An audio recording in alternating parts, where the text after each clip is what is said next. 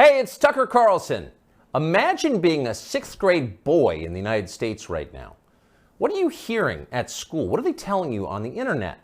Well, they're telling you to stop being yourself, sit still, stop joking, suppress your aggression, share your feelings, obey. Female qualities are virtuous. Masculine qualities are oppressive. That's the message. In case it wasn't clear enough, schools around the country have removed urinals from boys' bathrooms. The male body itself is shameful. Sit down when you pee like a good little girl. Views like this are often called feminism or woke politics, but in fact they amount to mass conversion therapy, an attempt to change the fundamental nature of people. Nothing like this has ever been attempted at scale. It's one of the most grotesque and destructive experiments in human history. What would it be like to find yourself the subject of that experiment as a boy trying to become a man during the Biden years? Well, you might kill yourself. Many have. You might decide to reject your own manhood and embrace androgyny, or even switch sexes. Girls are better? Fine, I'll become one. Or more likely, you might simply withdraw into porn and weed and video games and give up on your life before it's begun. You might retire at 19, a less dramatic form of suicide. All around us, this is happening. Noticing it is forbidden, but that does not make it any less real. So it's probably not surprising that Andrew Tate was the most Googled man in the world last year. He offers a different vision. Tate is a former professional kickboxer who about a decade ago began posting advice to young men on social media. Tate's view is that men want respect above all. It's how they're wired.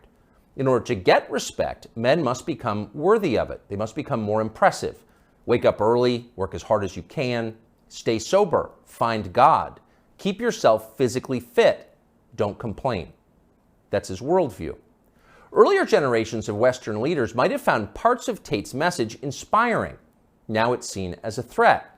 The media treated him like a criminal up until the day he was officially classified as one. Just after Christmas last year, Tate and his brother Tristan were arrested and thrown into prison in Romania, where they live. The Tates were held without charges for 3 months, very likely with the encouragement of the British and American governments. In June, they were charged with human trafficking. They're now under house arrest until their trial. Are the Tates guilty of human trafficking? We're not their lawyers, but it's worth noting that as of today, not a single woman has come forward to say that she was kidnapped or imprisoned or moved across international borders against her will by Andrew or Tristan Tate. It's also true that in some ways, the charges against the Tates seem inevitable, like they were always going to happen. Accusing a man of a sex crime is the fastest possible way to discredit what he's saying. Days after WikiLeaks revealed that the US government had been spying on its allies and lying about it, Julian Assange was arrested in London for rape. 9 years later, prosecutors dropped the case against Assange for lack of evidence, though somehow that fact was not as widely covered. Is that what's happening here? Again, we don't know. Jeffrey Epstein's dinner partners insist that Andrew Tate is a pervert and a criminal. Maybe they're telling the truth. Either way, we think Tate's views about men very much deserve a hearing. So we flew to Romania to talk to him. We're posting the entire interview here on Twitter because we've been assured it will not be taken down for ideological reasons, as so much of his content has been. The video is long, but if you can, take the time to watch it. Make up your own mind about Andrew Tate. Here it is. So what are you charged with?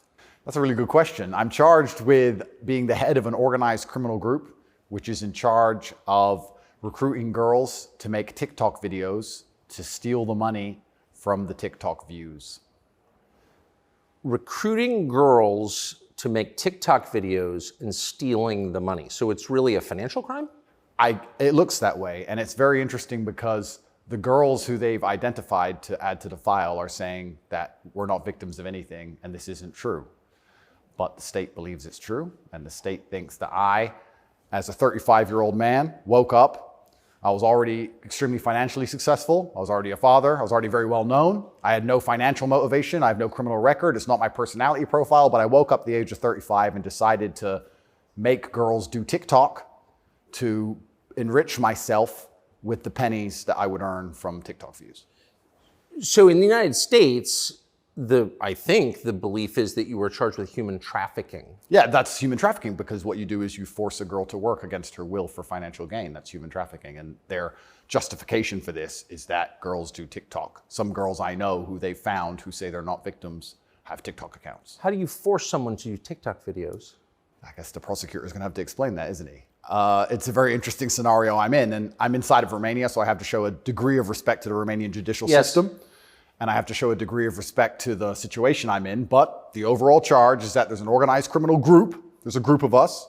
I'm the head of it. My brother is below me, and we use the lover boy method to convince women to do TikTok videos to make money so that we can steal the TikTok money. So there's no, just to be clear, you are not accused of pandering, of pimping, of forcing women to have sex with anybody. No, not forcing them to have sex, not restraining their movement, not stopping them from living a full life, but the fact that we are somehow convincing them to have TikTok. Very interesting. I don't think... But there's no actual... I'm asking you this because I do think it's a widespread belief that you were accused of pimping. Yeah, no, that's nothing to do with any of this case. Absolutely nothing.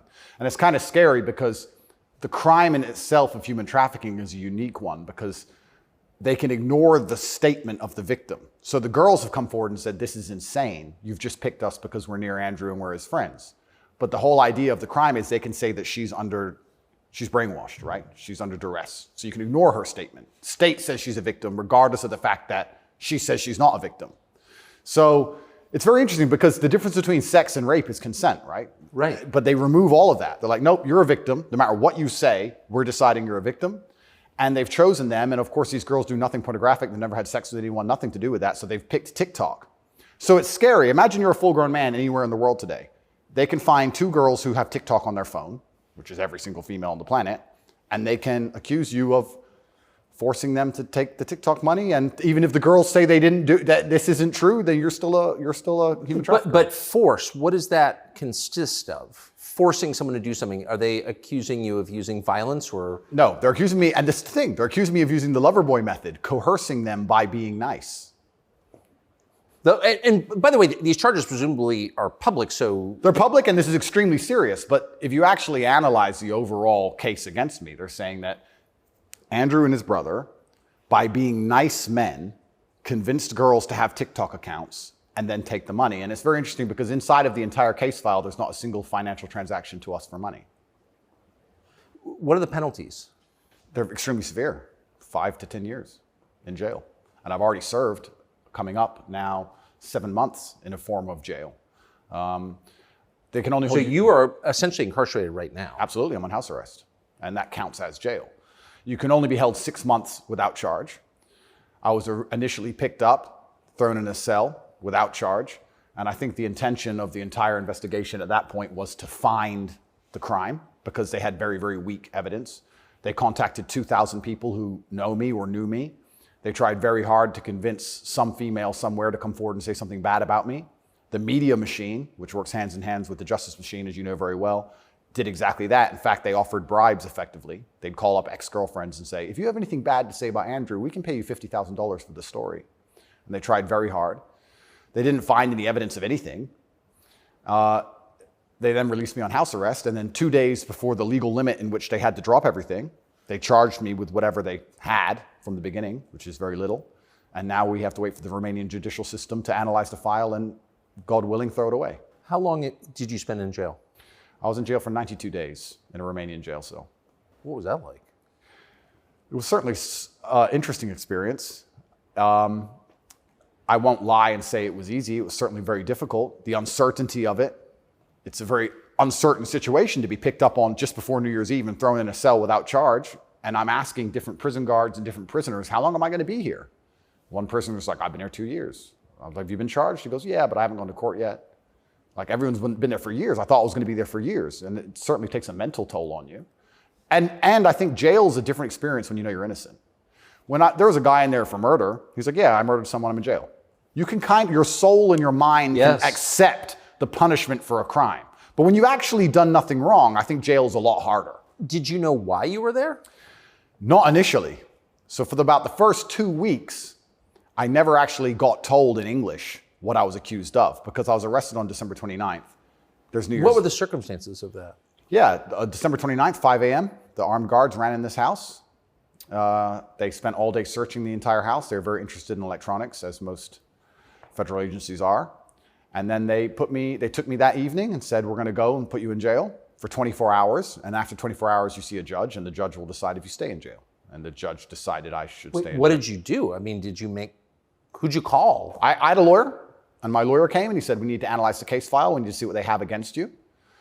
You're being accused of human trafficking. I was like, human trafficking? That's insane. Who? When? What? I went to jail, and then I was given all this paper in Romanian. I don't speak Romanian, although I live here. And then I was waiting for the translation. So I think it's about 2 weeks before I finally got the papers in English to understand why I was in a jail cell. And then I really understood how insane the accusations were. What is human trafficking? Yeah, so the overall, my understanding of it, they're saying that human trafficking is when you convince a woman to do something she doesn't want to do for financial gain. And there's different methods you can do that. You can do that through force, and you can also do that through emotional coercion. I think most people, just speaking from the American perspective, most people believe that human trafficking is effectively slavery, selling human beings. That's what I believe as well. Absolutely. And this is the thing that's so interesting. When you finally end up the enemy of the matrix, and they use the legal system as a weapon to punish you for having an opinion, you realize how subjective the law is, right? Because it can be a weapon. When you have something subjective, you can just pick and choose. So if they sit and say, human trafficking is a woman doing something for financial gain against her will via emotional coercion. Well, he knows these two girls, they have TikTok accounts. Emotional coercion? Convincing her. That's what I'm accused of, because they have no proof of me doing anything wrong. So they said, he's convinced these girls to do TikTok for money. The girls have said this is not true, and the state is denying their statement, saying, no, you're brainwashed, it is true. And I went to jail. So how is the state, so the state is trying to coerce the women, so how is the state not committing human trafficking by the same definition? Well, absolutely, it's very interesting. It's very interesting that you can sit someone down and tell them they're a victim when they say they're not a victim. You're a victim of being coerced, and we're going to try to coerce you into conceding you were coerced. Exactly. It's a very interesting scenario. And okay. Yeah, and it's a very interesting scenario. And it's up until this point, no judge has looked at the evidence of the case. So up until this point, I've been to court a bunch of times. But the only reason I was in court was to discuss my preventative detention. So under Romanian law, if you being free can impede the investigation, you should stay in jail. So the judge agreed that, yeah, maybe if he's free, he can damage this investigation because they're trying very hard to get something on this guy. So I've done a bunch of jail time. And now it just begins. The judge is going to look at the case. And like I said, God willing, I still have enough faith in the Romanian judicial system that she's going to look at this and go, this is not a crime. You're aware of the media coverage of this, however. So you're in jail for 90 days or more, and the rest of the world is talking about you. Do you know what they're saying? They're saying very heinous things, and I would hate to come across as a conspiracy theorist, Tucker, but I kind of have a feeling that this might be something to do with my influence and an attempt to slander my name. Perhaps I'm crazy.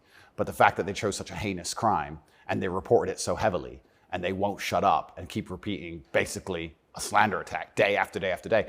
Also considering the fact that other people who genuinely commit heinous crimes have far more favorable press coverage. I don't want you to think I'm a conspiracy theorist. Please, Tucker, I would hate for you to come here and call me crazy. Yeah. But something very strange about it, and I think when Jeffrey Epstein's friends call you immoral? Yeah.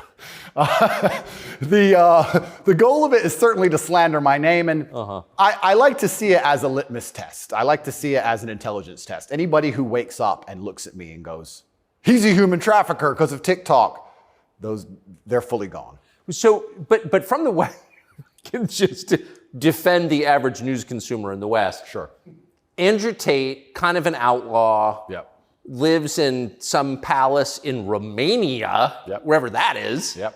And Romania sounds like the kind of place where human trafficking is like the main industry. A lot of it happens here. That's what's so crazy about it, right? What's so crazy is if they really want to find a human trafficker, I think they could probably do it quite easily. But they managed to get me. That's certainly the perception. But it's one of those charges that kind of sells itself. Oh, absolutely. And it doesn't matter if you're found guilty or not, right? You're a human trafficker forever. And but I do think that public consciousness is changing. I think with things like there's been some very large court cases recently involving some very famous people in which women were caught lying, trying to slander men's names for rape and these kinds of things. And I don't think people believe it anymore. But that scares me to a degree, because I think that the typical weapon, the standardized playbook, is now failing, and I don't know what the new playbook's going to be. It's almost like better the devil you know. You're too famous, you're too successful, we don't like you. Call him a rapist or a human trafficker, put him all over the news, slander his name, try and wreck his life. Now that nobody believes it, what's the next move? What are they going to try next? Wouldn't it just have been easier to commit like a massive financial crime and defraud people of billions, come up with like a fake cryptocurrency, call it like, I don't know, FTX, or just give a name to it. Yep, something random. You know, steal billions and get your parents involved and buy a bunch of real estate in the Bahamas, and then like you'd be sort of a hero, right? Oh, absolutely. And I would have certainly made a lot more money than TikTok, because I don't think TikTok even pays you for views. And if it certainly does, I never got a single transaction from it. So it's a very interesting scenario. But if I was accused of a financial crime, my name would not be slandered. So no, of course. Well, of course not. You have the presumption of innocence. So just back to the jail thing. So you're in with your brother. At the beginning, I was not, but towards the end, I was, yeah. What did you do all day? It's a good question. I looked at the wall, stared at the wall, smoked cigarettes, lots of push-ups, read the Quran. You smoked cigarettes, did push-ups, and read the Quran. Basically, yes. And certainly had some introspective moments. Tried my best to get out, tried my best to via my small phone calls, understand what's happening in the outside world. Tried to make sure that the people I love and care about are taken care of, because I'm the man of my family, and I'm also the man of quite a large, I wouldn't say empire, but life. And there's a whole lot of people who rely on me. You know, you have staff and families, you have children and families. I know the feeling, yeah. So when you're plucked from that, it's kind of strange. You're in jail and you're concerned for yourself, but your primary concerns are also all your duties as a man. I have duties as a man. I don't want children to starve. You've got a whole tribe. I've got people to pay. So it was very, very frustrating, constantly trying to make sure everybody else was okay and feeling helpless. That's what hurt me the most. I was trying to make sure everybody I love and care about was fine, and I wasn't as powerful as I should have been. And that was very upsetting. And especially if they were going to keep me there for years, I was having serious concerns about how I can feed the people I love. Did you ever come to the edge at all? No. I certainly had some days I was less happy than others, but I made sure that my mindset was built in a way that I could always be doing something constructive. And also, I think you get what you give in life. And if I ever felt particularly sad on a day, I would try very hard to make other people happy, because if I made other people smile, I'd feel better. So even the dinner ladies or the prison guards, I'd try very hard just to make people smile. I know it sounds silly. Some of the prison guards, it doesn't. Some of the prison guards were more open than others, but there was a couple prison guards who were ice cold, who didn't want to say a word to me. And I'm like, hey, bro, your hair looks amazing. And he just stare at me like he wants, shut up. But I just try my best to cheer people up, to cheer myself up. And as a man, all you can do is just find the resolve to continue doing the best you can in the current circumstance. So, what were the other prisoners like? I don't want to insult Romania in any way, and I love this country and I chose to live here. But if I had to describe it for the people, for an American audience to understand, I don't think Romania and a lot of these countries have the same kind of mental health setup or the mental health support that a lot of Western nations have. So you end up in jail. Ooh. So I think there was a lot of mental health problems inside the jail. So it was very similar. It wasn't just a jail. There was also a lot of mental health problems in there, which adds a new complexity and a new dimension to the suffering, because there's just random screaming and there's suicide and it's certainly not a very nice place to be. Oh, so it's horrifying. Yeah, I don't want to go back. You hear the phrase Romanian prison and it sounds tough, so it was what you would imagine. It is, and when this process is over, there's a lot more I will say, but I will say the staff were very nice to me, and I want to make this clear. I want to make it very clear that all the staff in the jail were very professional and very nice to me. I would almost say that they believed I was innocent and they understood that I didn't belong there. There was a semi-apologetic vibe to the way I was treated by the guards, if that makes sense. Yes. They understood very well. I don't think anybody, like I said, with a functioning brain believes that me at the age of 35 decided to steal TikTok money and ruin my entire life without financial motivation to girls who say they're not victims of anything. I don't think anybody with a brain. Well, the fact that you're not accused of a sex crime or of violence, which I think most people don't really understand. Yep. And they can look it up. Yep. I mean, but you're not actually accused of rape, Correct. selling anyone, Correct. pimping. Correct. Okay.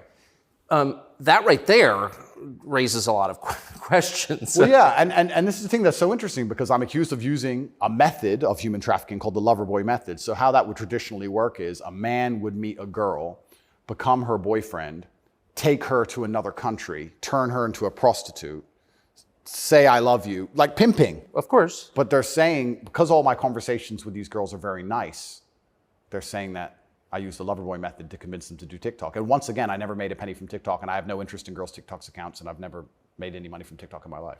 So that raises the question. So that right there, I think, I mean, we can let people assess. I'm not, an expert on the Romanian legal code, but that's kind of not the impression that most people have. Okay? And that's the media, who have made that the media have tried very hard to do that. And if I had to estimate, I think that the overall intention was just to throw me in a cell, use the media machine to drum up something real. I think that's what the goal was. So, but what's and I believe that. It seems, obviously. Yeah. One thing, I've never been to Romania before, and one thing I'm struck by is the American presence here. Oh, it's massive. Fully understand that. So there are 3 NATO bases here now. They're bustling because of the war in Ukraine. Yep. One's on the Black Sea, Yep. right below Crimea. So this is strategically important, this country, to NATO. Absolutely. And so this is a lot less far away than I realized. It's much more American influence. Oh, absolutely. Do you think that played a role? Yeah, well, I think, and I don't want to get this incorrect, I think it's the 2nd or 3rd biggest U.S. embassy in the world. The U.S. embassy here looks like a prison. It's huge. They've got a huge embassy here. And even during Ceausescu, during the communism days, Romania was an ally of the West, even during communism. Yes. So, yes. Ceausescu came to New York. Yes, that's right, yeah. So Romania and America have been very good friends for a very long time. I have to be careful what I say, but it's certainly very interesting what's happened to me. The American embassy were not particularly helpful, let's put it that way. They weren't very interested in me being locked up without charge. They didn't seem very interested in getting me out. But you're an American citizen. Absolutely. And so you're an American passport holder. correct.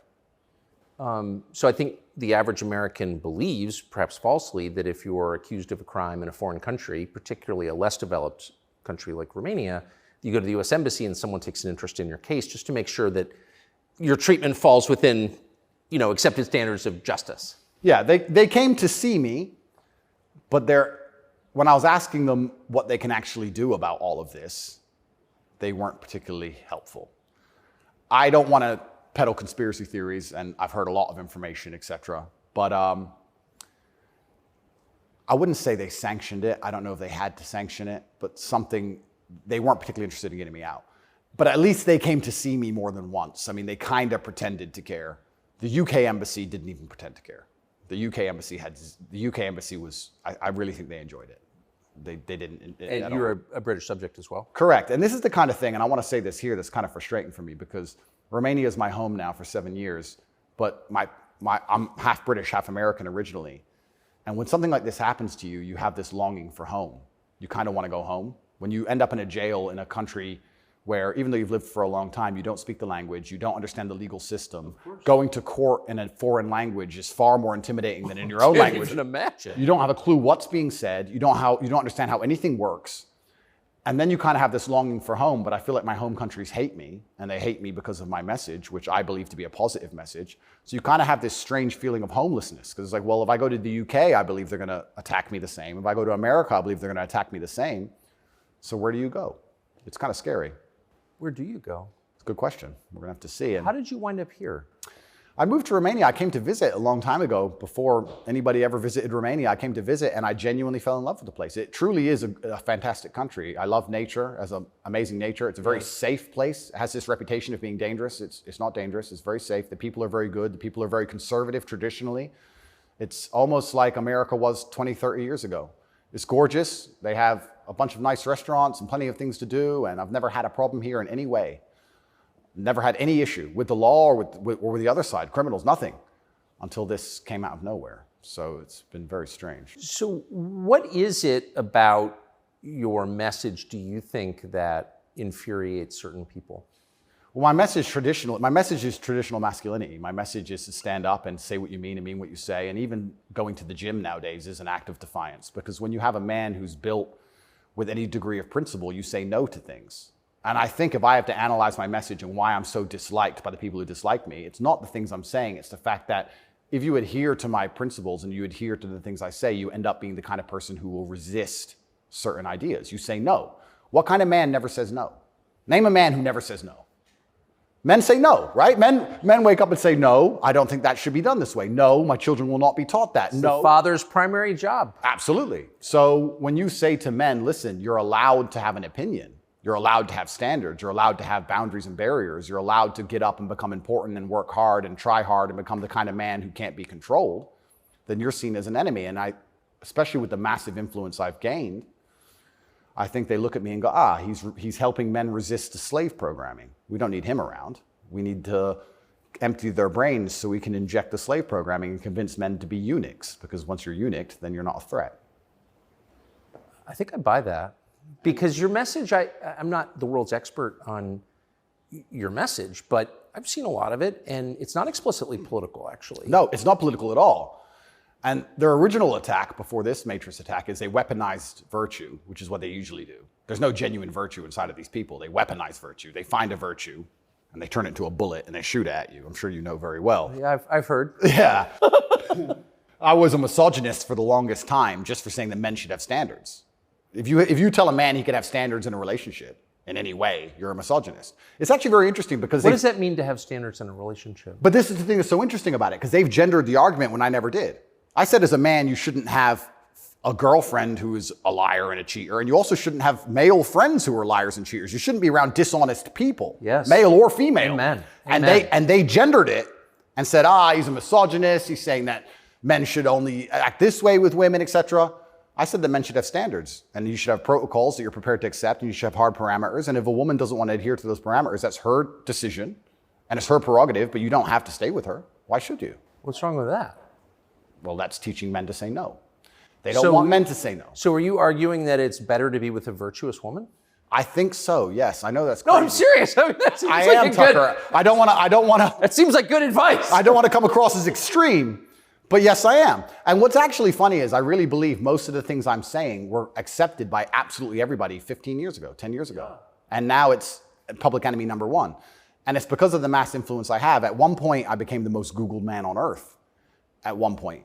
And it's a scary situation I'm in. But if you're arguing that it's really important for a man to find a good woman, a decent woman, an honest woman, that's the truest thing that's ever been said. I Absolutely. mean, that's the most important thing any man can do. I mean, I can just tell you firsthand. Oh, thank you very much. Married 32 years, that's the most important thing. And you think saying that angered people? Absolutely, because I'm arguing the only way to do that is via masculine excellence. I'm saying in the world we live in today, it's hyper-competitive. And if you want to be the kind of man that has the choice of women to choose a good one, you need to be an excellent man. It's no longer acceptable for you to just be an average Joe or below average.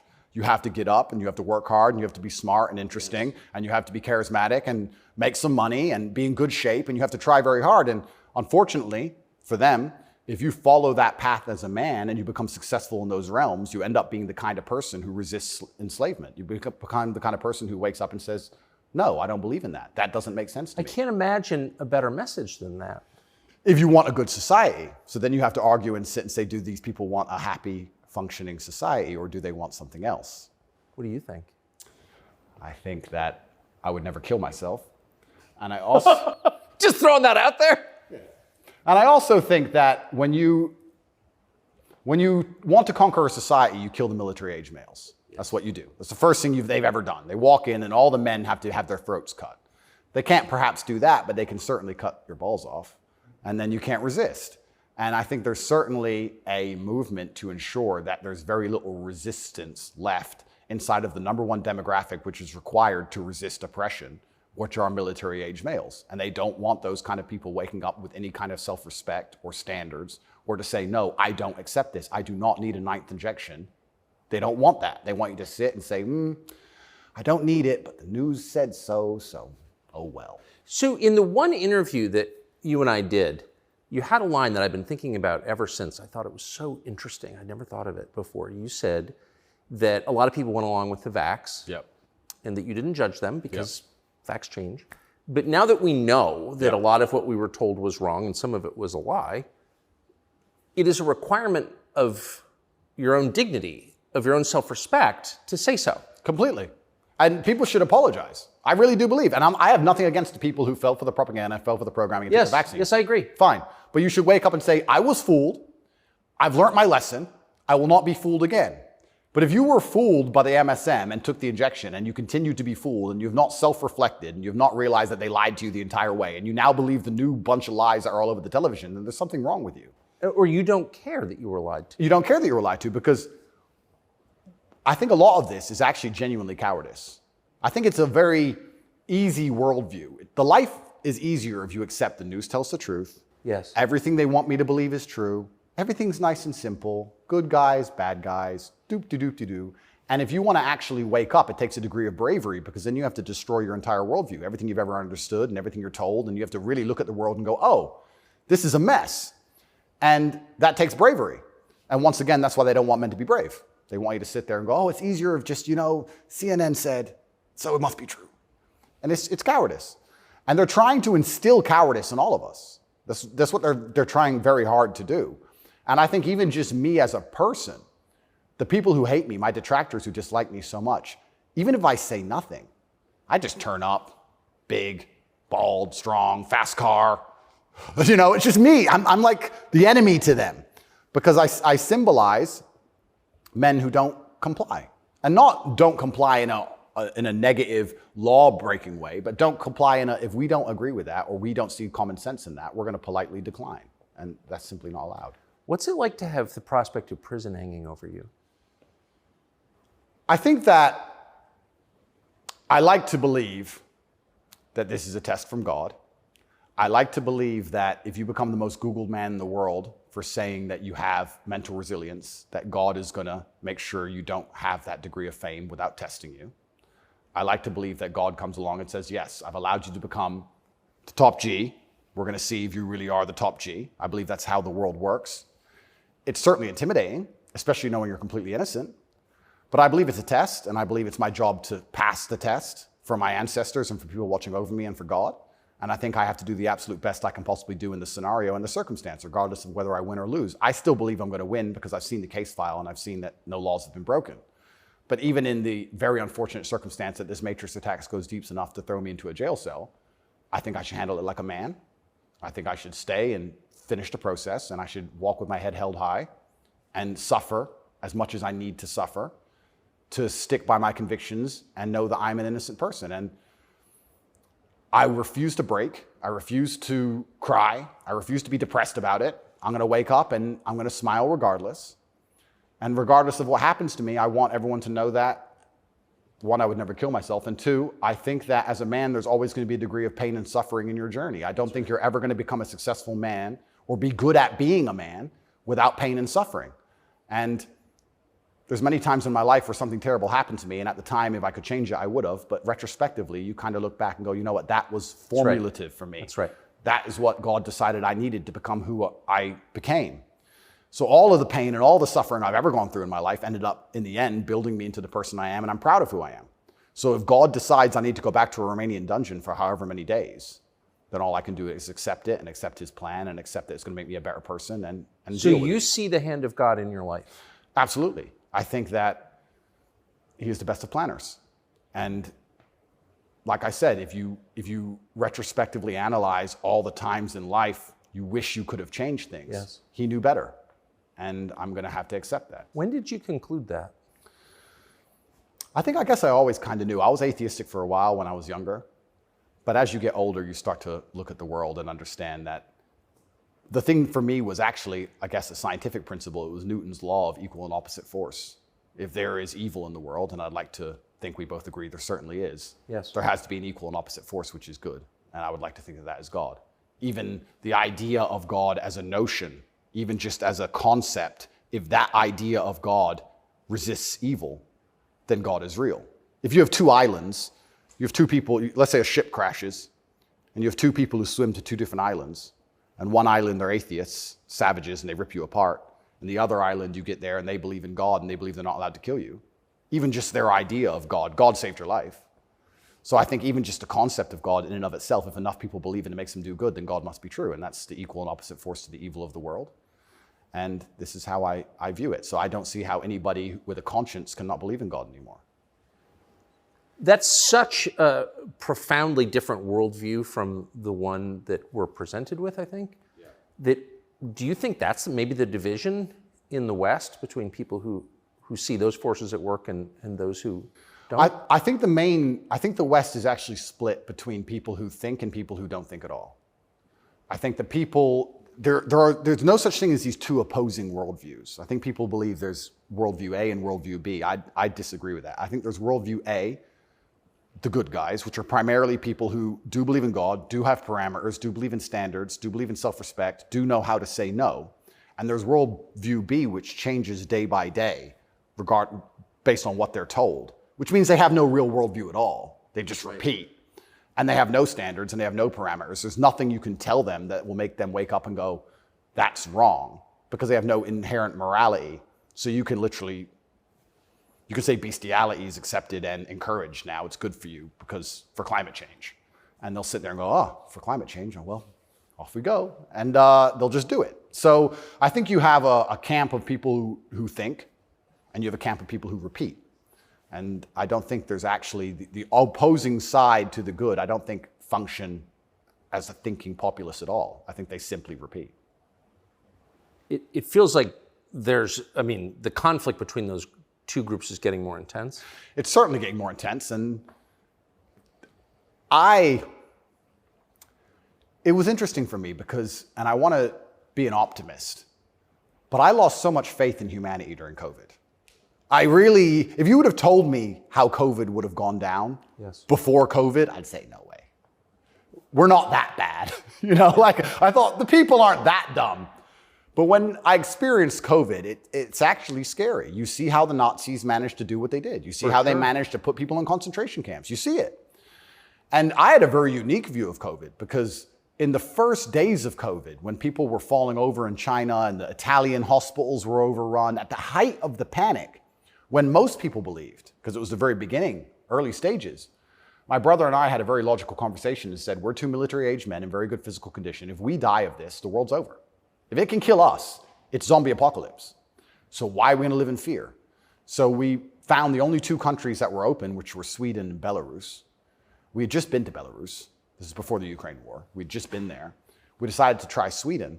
So for the first 3 months of COVID, during the height of lockdowns, when Florida was closed, when it was absolute... I remember. Yeah, when it was the craziest lockdowns globally, me and Tristan are in Sweden in absolute freedom. They had no restrictions, no masks, no vaccine passports, no social distancing, nightclubs are full, restaurants are open, perfectly complete normal society. Nobody talks about this anymore. Nobody talks about, wait, Sweden never did a thing. Everything functioned perfectly fine the entire time. And they don't have it. Where's their illness of their winter of severe illness and death? Yes. They never had one. It's a cold country, never had one. So we were living in Sweden, living completely normal lives, seeing the internet and seeing this insanity. And we're like, well, surely if we just put up a few videos of us partying in Sweden in nightclubs, this will wake people up. People ignored their own eyes. That's the scariest thing about everything, is that they can get to a level where, with the media machine, where people will genuinely ignore their own eyes. I don't understand how you can get people so brainwashed that they will see that the sky is blue, and then they'll watch that the sky is green, and then they'll look at it again and go, the sky's green. It's crazy to me, but COVID proves they can do that. And that's why the war is getting so intense, because the principled people are saying, how can you still believe in the things that you're saying? Here is all the logical, empirical evidence that that is a lie. But these people are ideologically brainwashed, and they don't want to take enough. They don't have the bravery it takes to wake up and accept that they're being lied to. So they'd rather just, to the end of time, repeat what they're told. And it becomes more and more intense as it becomes more and more ridiculous. That's so scary. As it becomes more and more ridiculous, the more intense both sides get. Yes. Right? So what the future holds, I'm not entirely sure. But I like to believe, even my current charges, I found solace when I was in jail, that the thinking people are looking at this going, something about this doesn't seem right. Well, I mean, it is a little bracing. I mean, when I discovered, I was sympathetic to you already. Yeah. But, a man's accused of human trafficking. It's worth finding out what he's accused of. Sure. And when I discovered that there was no actual human trafficking charge, that's not actually human trafficking. I don't care what you call it. Yep. You weren't even accused of buying and selling anyone. Then the next conclusion you inevitably reach is they don't like the guy, they don't like his views, it's fine. They're going to send him to jail for that. Yep. That does seem like an escalation.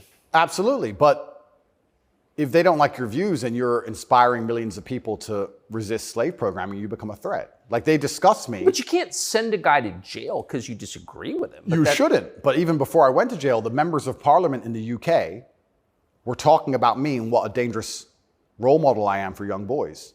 So they launched this initiative inside of British schools to ban me. My name can't be said inside of any British school. And members of parliament were standing up in parliament saying, Andrew Tate is dangerous.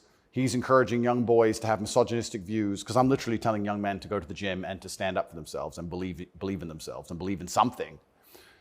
And by extension, you look at some of the sexual education books these children are being given, which I believe at age 9, I don't think a child needs to learn about anal sex or any of these things. Probably not. Yeah, probably not. So they're pushing that to the children, but I'm banned.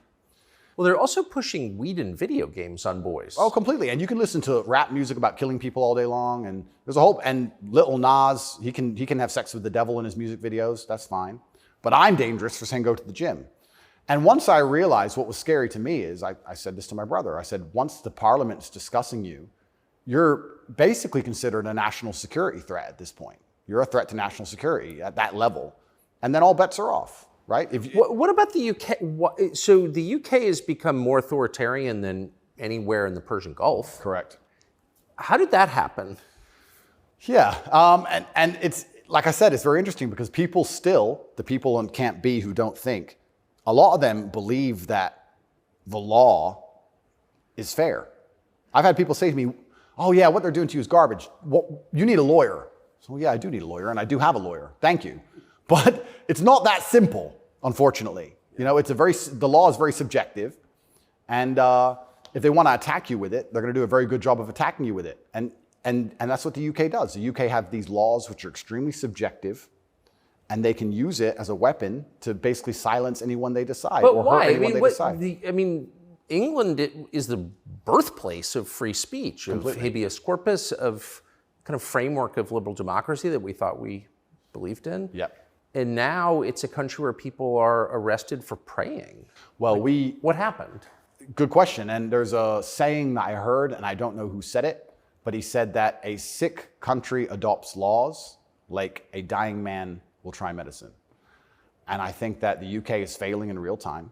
If you look at it in any metric, whether it's living standards, whether it's crime rate, any metric you can measure the success of a country by, it's fallen off the cliff. It's becoming more and more expensive to live there. The education system's gone down the pan. London is the stabbing capital of the world. You're not safe to leave your house. So their answer to this is just more and more and more laws. And unfortunately, as they do that, they're not even intelligent enough to actually attack the people who are doing genuinely bad to the world. They just make more and more authoritarian laws, and they end up using them to attack the people that the government doesn't like. And I ended up being one of them. And I think Europe in general has problems. If you look at France as we speak, I think it's on fire, isn't it? Most of it? It is. Yeah. So they have issues, and their answer, what's a government's solution to anything? Law.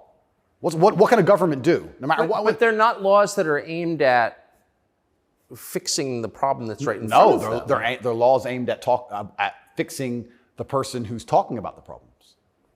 So why don't you get rid of the guy who tells everybody? Isn't that easier? Tucker? Why fix any of this? If we just shut him up, they won't know. No, but that's like responding to a heat wave by breaking your thermometer. Completely right. That's the plan. It's insane. Plan 1 is to break the thermometer. We might deal with the heat wave a bit later. But get air conditioning. No, let's break the thermometer. For now, there's too many people talking about the heat wave. So let's just break that. And then later on, maybe when we have time, we'll do something about the actual issue.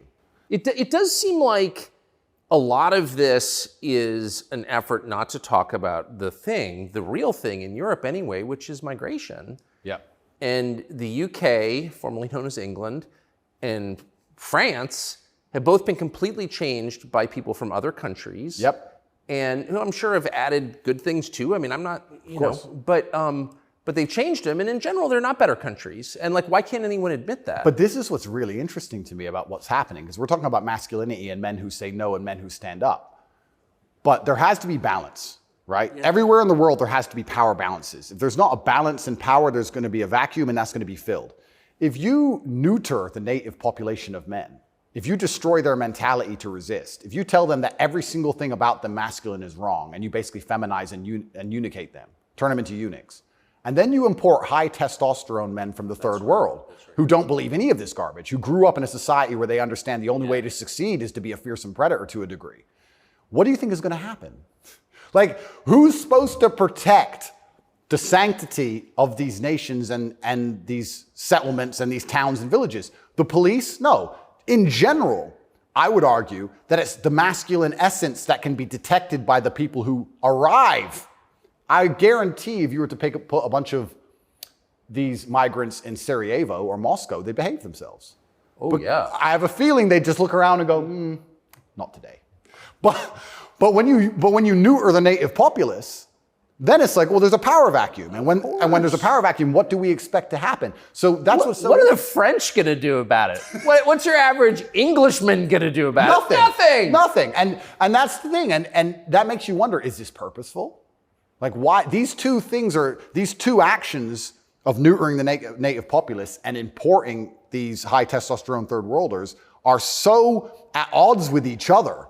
Is this purposeful? I'm not sure. But has anyone considered this? So yeah, it's interesting because you talk about these are huge and intentional trends, and I mean they're historically transformative trends.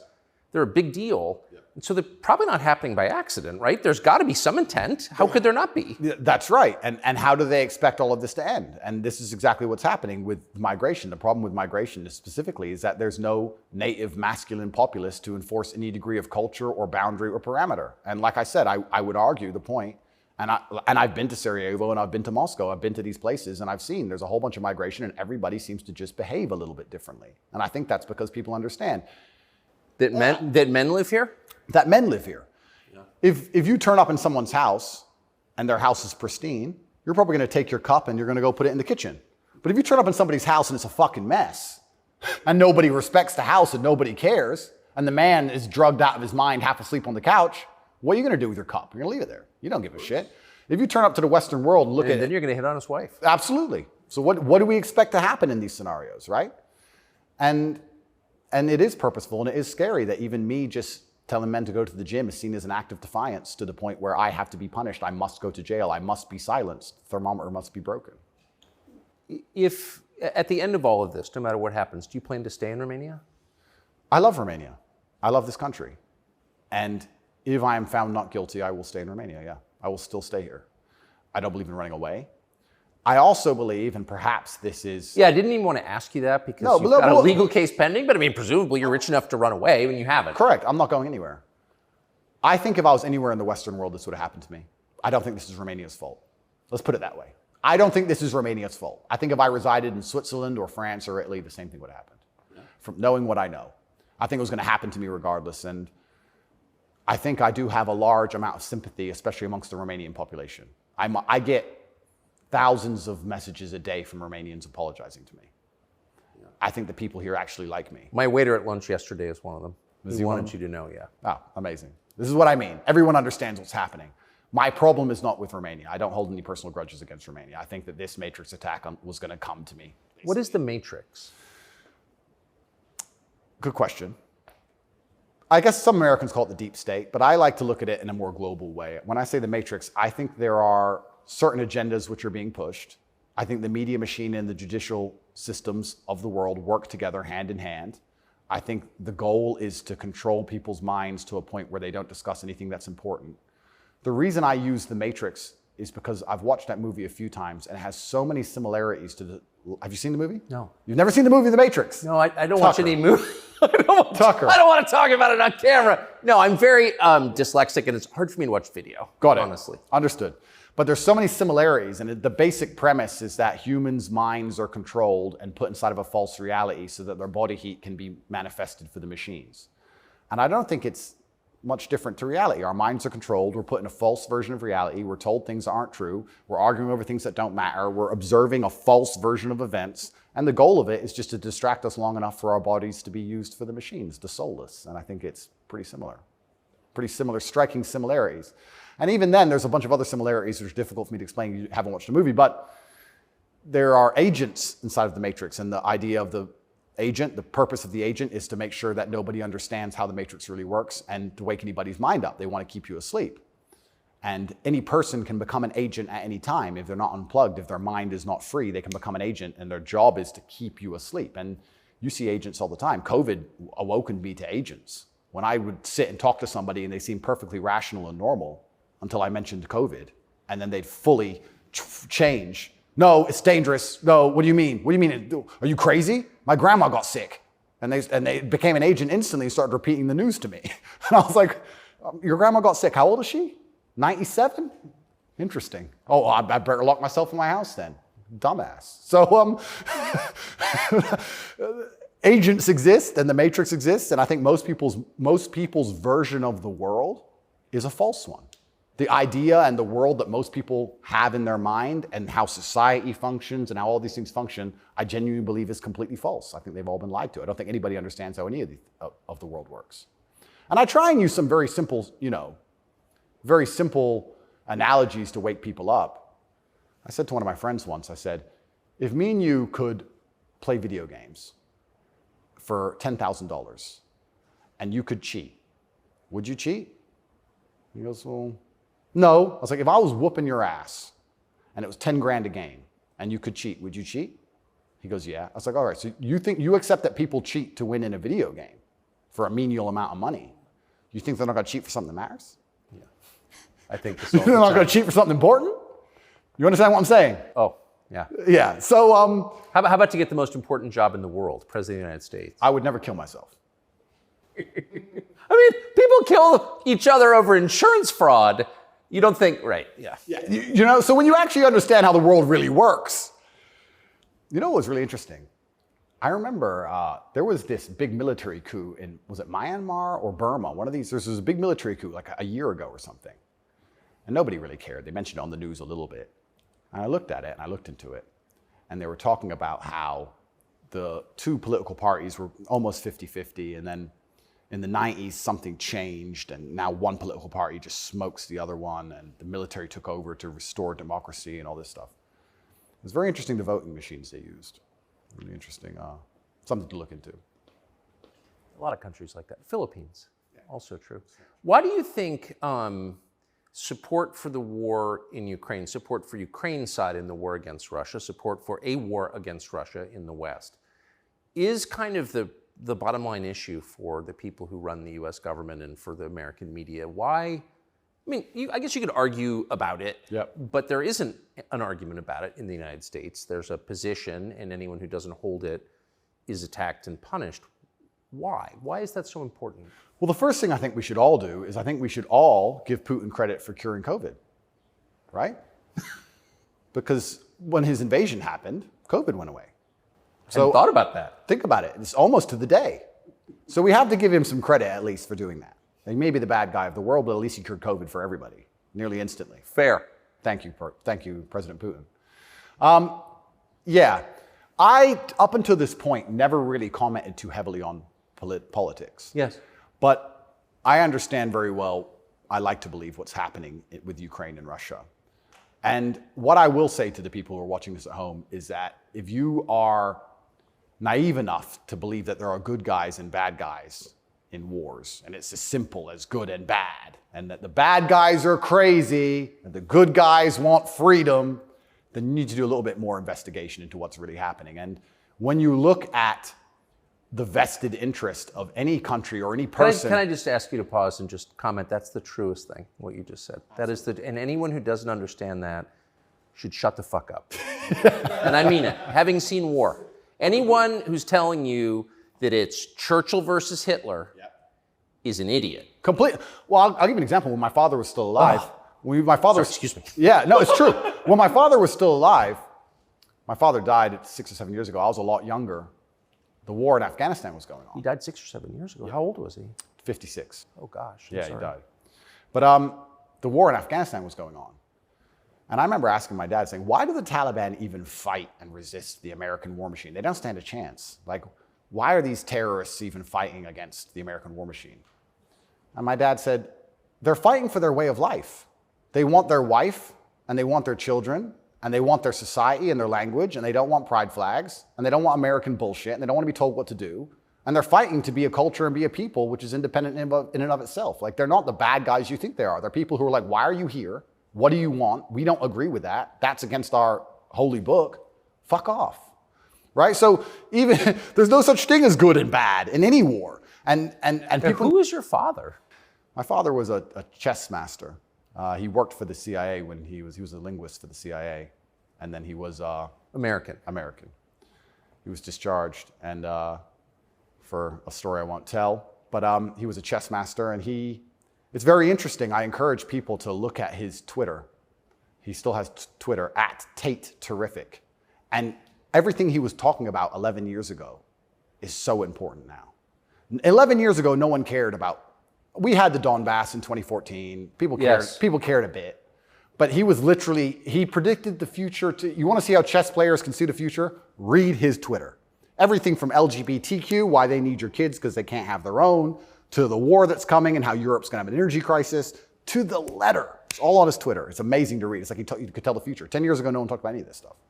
Did he live in the U.S.? Yes. Yeah, he lived in America. Fascinating. Yeah, it's crazy. But he was telling me about a lot of this stuff even when I was a lot younger. And as we said, there's no good guys and bad guys.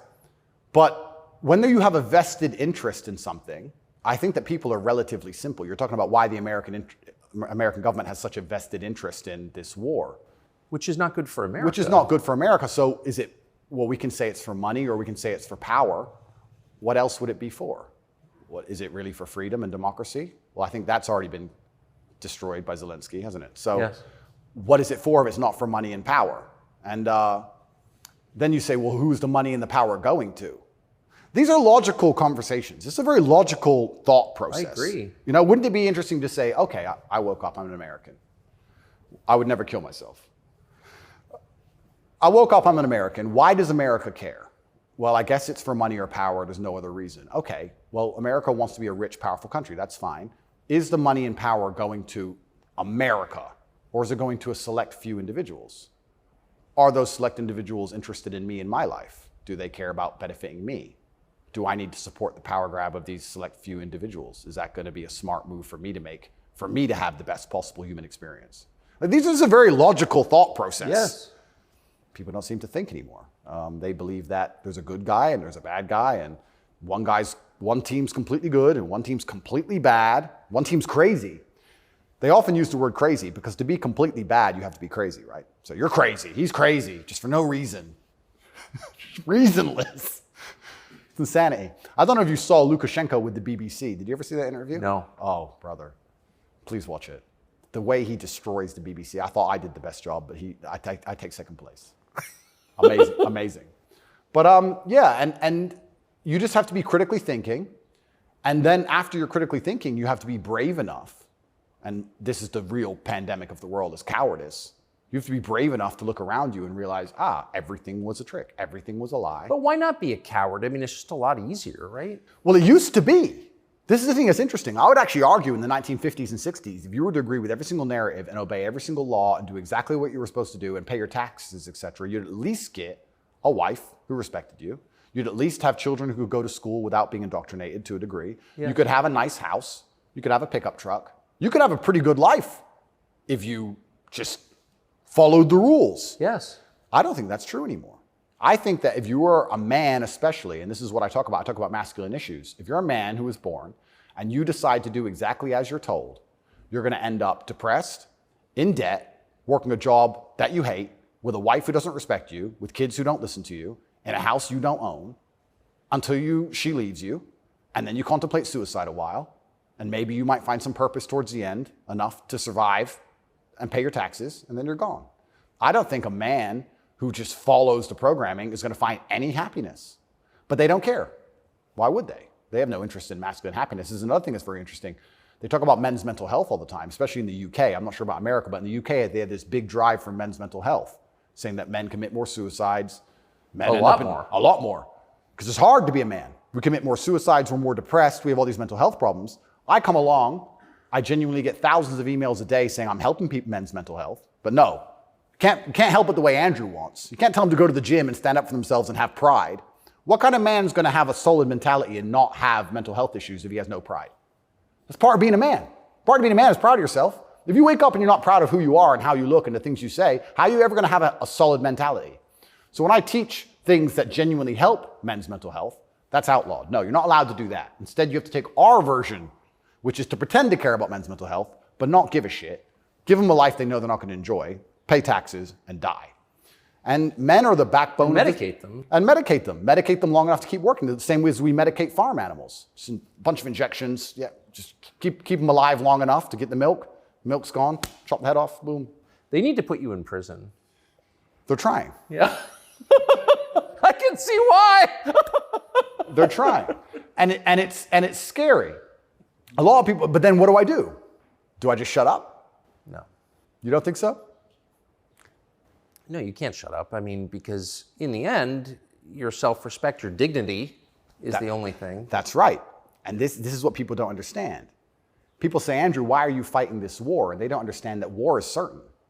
You either fight war against injustice and you fight war against the things you know that are wrong and you feel good inside of yourself, or you accept the slave programming and fight a war with your own mind. You have to fight something. Yes. I can shut up and believe what I'm told in the news, but then I won't. Why am I so unhappy all the time? Why am I depressed? Why does my life suck? Why does my woman ignore me? Why do my children not respect me? You're fighting a war, then you're fighting a war with your own mind. I'd rather have all of me on side and fight against what I know is genuinely evil. You can't escape the battle. The battle's here for all of us. So I've made my decision, and that's why I can't be quiet, because you just said I would lose my self-respect, and I'd lose my dignity, and I don't think I can function that way as a man. And I don't think any man should be able to function without self-respect and dignity. The reason men died on the Titanic was for self-respect and dignity. They went into the icy cold water and died because they would feel honorless if they jumped on the boat and left the women to die. That's right. So when you have self-respect and dignity, you have a hard parameter, and you'll do things that which are deemed crazy or insane because you believe in them and you stick up for yourself. And that's why they don't want men to have self-respect and dignity. Rather be a free man in your grave. Absolutely. So I can't be quiet, and I'm going to say what I believe is true. And I genuinely believe I'm helping the world. I think that any young man who is a follower of mine, I will argue there's no influencer on the planet besides me who is genuinely benefiting their life. I know you're not big on the internet. I look at these other streamers and these other influencers. They play video games all day. They smoke weed on stream. They talk garbage. It's a bunch of drama back and forth like girls. I'm the only influencer or streamer who's genuinely talking about making money, because you need to have money to escape the matrix. It's very hard to resist enslavement when you have to pay the bills. Getting physically strong, because a strong body is a strong mind. Standing up for yourself. Self-motivation. All these things. I'm talking about genuinely positive things. Very few people are. And I think that it's an extremely important message that needs to be told. And I'm not going to stop doing it, because I know I'm genuinely helping the world. And they're going to try and punish me for it for the rest of my life. I think this is just beginning. And I think when I beat this case, which I believe I will beat, I think something else is going to come. And it's kind of scary, because I am a little bit afraid and a little bit intimidated by the incompetence of my enemy, because their standardized playbook is now failing in real time. The standardized playbook is the media attack, the lie, and it's not working anymore. And it got me a little bit worried about what the next move is. You used to just be able to lie about a guy all over the news and you win, right? But now it's like, shut up. So now what? I don't know. And that's what's kind of scary in my scenario, because nobody's going to believe any of the crap they print about me. Nobody believes it. Nobody believes it. Whenever I do an interview with the Matrix media, nobody believes. They have to turn the comments off, because everyone in the comments are just ripping them apart. Well, you do seem very sad on the verge of killing yourself, are you? Absolutely not, really not. I never would. And that's what you said that. I know. I have to keep saying it. I have to keep saying it, because it's scary, right? But I believe you get 3 lives. I think they cancel you initially. And then when that fails, they try and put you in jail without a reason. And if that fails, there's only one option left after that. That's right. So I'm in a very scary scenario. But I guess the same as the men on the Titanic just couldn't get on the lifeboat. I just can't stop saying what I believe to be true. If a young man comes to me and says he's depressed, I'm going to tell him how to become a kind of man who's proud of himself. And if that makes him the kind of person that resists slave programming, I'm always going to be public enemy number 1. You've said depression isn't real, or it's not, as the way we describe depression isn't accurate. What do you think of depression? When I say depression isn't real, that really upset the world, especially the liberals, because they all live on medication, right? When I say depression isn't real, I'm saying that because I don't believe in things that can take away power from me. If I believed in depression, I would have been depressed in jail. But I can't be depressed if I don't believe in it. If you don't believe in ghosts, how can you be haunted? You have two people in a haunted house. One believes in ghosts, one doesn't. There's a knock in the night. One wakes up, calls an exorcist, is terrified, looks for a ghost. The other guy doesn't believe in ghosts. Knock in the night, goes back to sleep. It's the belief in the ghost that gives it the power. If I don't believe in depression, I believe in feeling depressed. Sure, we're humans, we have emotions. Sometimes we feel depressed, sometimes we feel happy. I don't believe in the idea of becoming a depressed person who has depression. I don't believe in that. I don't think that's possible for me. So if I don't believe in it, how can it happen? I don't believe in depression. So why would I not adopt the mindset that makes me the most capable predator I can possibly be? Why not adopt the mindset that makes me as competent and as fearsome as possible? If you have to install software in your own mind, why would I not install software that makes me capable of not only driving a Bugatti and flying on private jets, but sitting in a Romanian dungeon covered in cockroaches? I need to be able to do all of it. So why would I believe in something that made me incapable? I don't believe in depression because I think that even the belief in and of itself, when you feel depressed, you'll start to consider, maybe I have depression. Then you go see a psychiatrist who tells you have depression. Then they want you on pills. It's the belief that goes down the spiral. If I feel sad, I go, I'm depressed today. I'll be fine tomorrow. So why, I suspect you're right, or what you're saying is pointing toward truth. That's my personal view. But even if I disagreed with you, I disagree with you. Why is that so offensive, what you just said? Well, that's what's interesting, because when I said depression wasn't real, the number of people who would attack me defending depression, this is what I didn't understand. Right. You say depression isn't real, but depression's ruined my life, and it's super real, and it ruined my life, and I lost my marriage. I'm like, if I told you it wasn't real, you should be coming to me saying, tell me how it's not real. Please help me with my depression. Why are you trying to convince me that it's real? Why are you sticking up for it? And why are you defending depression? And why would I adopt the thinking of someone who's sad? Why would you're going to convince me to take your worldview. You just told me your wife left you, you're fat, and you want to kill yourself. And you want me to sit here and go, with my perfect life, and go, you know what? I want to think like this guy. You're out your mind. I don't believe in it.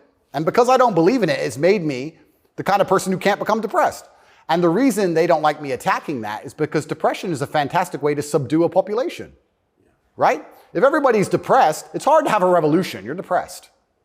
Oh, they've locked us all in our houses. I don't want to go outside anyway. I'm sad, right? So depression's a fantastic tool of population control. They have no problem with you being depressed. They have a problem with you being the opposite, principled and energetic. No, you don't want principled, energetic people. That's a problem. A bunch of depressed people, easy. If you had to invade a country, would you rather the opposing army be principled and energetic or depressed? I'll tell you, I would not want to be invaded by a cheerful army. Absolutely. That's scary. They're having too much fun, right? You want them all to be depressed. So a morose army is easier to defeat. I agree. Absolutely. So depression is a defended idea. You're not allowed to even talk about it. You're not allowed to help people get out of it, right? They like the idea of a depressed population. And this is what I say to people. Now, I'm not stupid. I understand like PTSD is real. I understand mental health is real. I'm not saying that, but I say if you're an 18-year-old boy or 18-year-old man and your life is pretty much okay, bacteria didn't steal your eyesight, which could have happened. You never had a car crash and lost both of your legs, which could have happened. You're actually very fortunate. And you wake up and you say, I'm depressed. I think you're an idiot. I don't think you're depressed. I think you've been psyoped. I think you feel a little bit of depression, and you can fix that by changing your life. I think if you became rich and strong and smart and successful, and you worked hard and you dedicated yourself and you were motivated and you tried your very, very best to become excellent, you probably wouldn't feel depressed anymore, which means it's not a disease, is it? So why would you, the only reason you're even saying you have depression is because you believe in it. So you're arguing for cause and effect. You're saying if you live a certain way, you're going to feel a certain way. Absolutely. And I also would argue that I think we've evolutionarily, even though I do believe in God, I think that we've designed ourselves and the human has grown into a way where if you feel depressed or sad, I think that's a fantastic trigger or a warning signal to do something. If you were to say to me, Andrew, you have to complete this monumental task. You have to conquer the world. I would say, okay, but I need a emotional motivation to do that. I need to be unhappy having not completed the task. I need to be uncomfortable, right? If you're uncomfortable being out of shape, you'll get in shape. If you're happy being out of shape, then you're just going to stay out of shape, right? So if you feel a degree of uncomfortableness inside of your mind, I think it's just your mind telling you that something about your life needs to change. Yes. You need to get up and change something. Guys would say to me, I'm depressed because I'm fat and I have no girlfriend. And I'd say, no, you have no girlfriend and you're fat and that's why you're depressed. If you go change those two things, you'd probably be surprised that your disease goes away. I had another guy say he was going to kill himself. I said, listen, it's back when I used to reply to my emails when I was smaller. I said, make me a promise, get a six-pack first. Of beer? I said, get a six-pack first, get in fantastic shape, and then do whatever you want. Didn't want to kill himself once he was in fantastic shape. So he did it? Yeah. I have the before and after. I put them on Twitter. Kind of interesting that, isn't it? So how are we going to say we have this disease, which is cause and effect? How are we going to say we have this disease where there's something wrong with you as a man, you have a disease because your life sucks? I don't think that's true. I think that your life just sucks and you should change it. And another thing I also preach, and this is another thing that's very important, I also think as a man, because life as a man is pain and suffering, and when I say that, because you're never going to be a good man or good at being a man without pain and suffering. You're going to have to go through a bunch of shit and have a terrible life to become a good man. I think you should embrace that and accept it. And I think that the correct mental model for men to have is a degree of stoicism and not to be too concerned with even how they feel. If I woke up today happy, I would have done this interview with you. If I woke up today sad, I would have done this interview with you. What's the difference? Why put so much importance on my emotion if certain things must be done? I must work, I must train, I must see Tucker Carlson, I must resist the Matrix. You've got duties. I've got things to do. So why are we going to sit around and talk about how I feel if it doesn't even affect how I act? And as a man, it shouldn't, because there's too much to do. And the masculine world is hyper-competitive. This is another thing most people don't understand. Totally agree. It's hyper-competitive out here. All the women want a few men at the top. The Ferrari, you don't want a Ferrari to drive fast. You want a Ferrari because other men want a Ferrari and can't have one. It's hyper-competitive. So if you're competing against every other man for every dollar you make, every girl you see, the house you live in, the car you drive, the life you live, you're not going to be able to compete with the person who performs regardless of how they feel if you only compete when you feel like competing. Right? Because there's men like me out there who will be sad every day and outcompete you regardless. I don't care how I feel. I will still win. And that's the kind of mindset you need to adopt. So when a man comes... You've got a job to do. Stop whining. Go to work. Completely. Yeah, I agree. Completely. Yes. So when men say, but I feel sad. Who cares? The world doesn't care.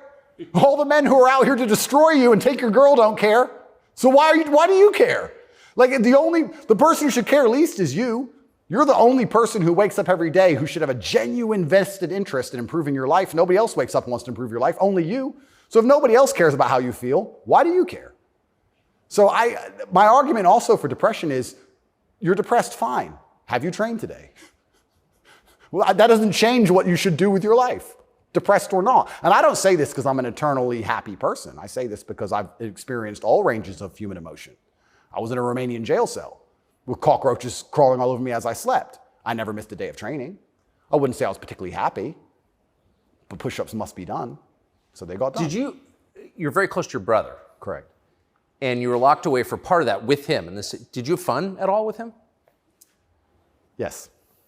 I do think there's something inside of men, whereas if you're with your boys or you're with your group of men, there's something inside of us. Totally. And it allows you to make the absolute best of the worst situations. Maybe that's an evolution from war. All the men went to war and you saw all this pain and suffering and you saw heads, people decapitated and you're injured, but then you sit around the campfire and you're laughing. You're laughing. That's right. It's something inside of us. It's like a coping mechanism when you're around men. So when me and him were together, no matter how bad the scenario or no matter what they tried to do to us, part of us would just look at each other like, cigarette? And you find joy in that. And yeah, there's definitely, and that's another thing I think a lot of men are lacking. A lot of men are missing is a masculine support network. I think buddies. Yeah. You talk to a guy and say, what was the highlight of your life? What was the best time of your life? And they'll say, college football. It's not about the football. It's about the team. Yeah. And I think a lot of that's destroyed as well. Because also it's interesting how everything interconnects. When you destroy honor and principle and the masculine essence inside of men, well, now as a man, it's very hard to have friends. I wouldn't want to have a male friend who had no principles, no honors, and didn't work hard and was always crying about being sad. What do I want to hang around with him for? He's a loser, right? So then your support network's destroyed. And I think that men have always needed that since the dawn of time, and I think that's gone. But they don't have friends. Men, especially middle-aged men, have no friends. Absolutely, because they've been told that to give them all away and do as the wife says, and then she left him. No wonder he wants to kill himself, wouldn't you? No wonder he's depressed. It sounds like the worst existence ever. And now we're living in a world now, especially, where everything is hyper-competitive, especially the sexual marketplace. Like if you're a 52-year-old, overweight, average income, no fame dude, and you have to find a girl, it's going to be pretty difficult to find a good one. It's going to be very hard. So we're like, well, of course he's lonely. Yeah. And his kids don't respect him. They're busy. Like, of course he's sad. Like, it's actually heartbreaking to discuss. It is heartbreaking. It's heartbreaking. But then how do you prevent that happening? Well, then you need to be a man of honor and principle and make sure that you keep your support networks and make sure that your woman does respect you. And a woman's going to respect you when she sees other men respect you. Yes. And they're only going to respect you if you respect yourself. But to respect yourself, you have to be the kind of person who says no. What do you think of porn? There's been some statistics, there's been some studies done. Most men or less men are having sex than ever before. I've seen that. Yeah, and what is that? Well, that's an extension of the fact that masculine virtue is being destroyed. That's the thing that's interesting about all these things. They psyop, especially men, they say, listen, women want a feminist man. Women want a man with no moral principle who would make sure that there's a conversation about who should fight the burglar when your house is broken into, because equal opportunities, equal rights, of course. Don't presume just because you're a man that you should defend her physically. Of course not. That makes you a bigot and a misogynist. So they convince men to adopt these virtues and ways. And of course, women, by and large, dislike them for it. So now as masculinity is plummeted, a whole bunch of men are simply not having sex anymore. And then they become addicted to porn, which is cucking, effectively. I mean, two people are having sex and you're just watching it. and it's become a, yeah. Good point. I mean, and it's become a pandemic, right? So men are replacing genuine sexual relationships with just the computer screen and porn. And it's becoming a very, very big problem. And that's also exasperated by the fact that I think the sexual marketplace has become globalized. This is the thing I say to young men. A lot of men come to me with problems, and my only answer to them is masculine excellence. I say that in the world we live in today, being a normal man or below normal is going to be terrible. You have to be an exceptional man because the sexual marketplace, especially, even if you just want to find a wife, is globalized. If you, in 1955, if you met the hot girl in the Nebraskan town, she was the hot girl in the Nebraskan town. If you meet her today, she's being offered to go to Courchevel and go skiing in France, and she's being offered to fly to Dubai. And there's millionaires who can just fly her anywhere and give her anything she wants. And who are you? Right? It's getting harder and harder as a man to even find the most basic human function of reproduction. Even to just find a woman you can reproduce with, it's becoming more and more difficult. You also couple that with the fact that they've destroyed morality in women also. So when you destroy the morality in men and you destroy how a man should act, and then you destroy how a woman should act, you're both going in the opposite direction. Most women out there are very happy to share a man who's just rich and famous, and they don't care. It's right. So if you're the normal guy, there's this rich famous guy with 30 girls. That's 29 dudes who are lonely, and they end up watching porn. And if you have a porn addiction or you have a problem with porn, you have a problem with yourself, because I guarantee if you were the kind of man you're supposed to be, you would have no time for that, and you wouldn't need it. I can confirm that's absolutely and utterly the case. Yeah. So the fact you even need porn shows there's a problem with you as a man, because if you were the kind of man you could be, and I genuinely believe that any man can become anything, then you'd have unlimited sexual options and you would have no interest in that. And I do want to make this clear to the world, because there's a bit of a misconception about my story. My father was in the military, and then he left to become a professional chess player. He was a traveling chess player. You don't make money with that. My mother and father broke up at age 9. We moved to England purely because you get more help from the state. I was raised on welfare in Marsh Farm, which is the worst area of the worst town, Luton, with the highest crime rate. I went to a school with a 4% pass rate, single mother household effectively. Started from absolutely nothing, became a kickboxing world champion. Your mother was English? English, correct. So I started at the absolute lowest echelon of life, and I would like to consider myself somewhere near the top now. I've been through absolutely every stage. So when I say to men, you can become anything you want, and my answer to you is masculine excellence, there's no other answer. I can't tell you how to rig the game and cheat the game. If we're all racing a race and I have a Ferrari and you have a Nissan, I mean, sure, you can get a bit better at driving, but you're probably going to lose. You have to get a better character to play this game of life.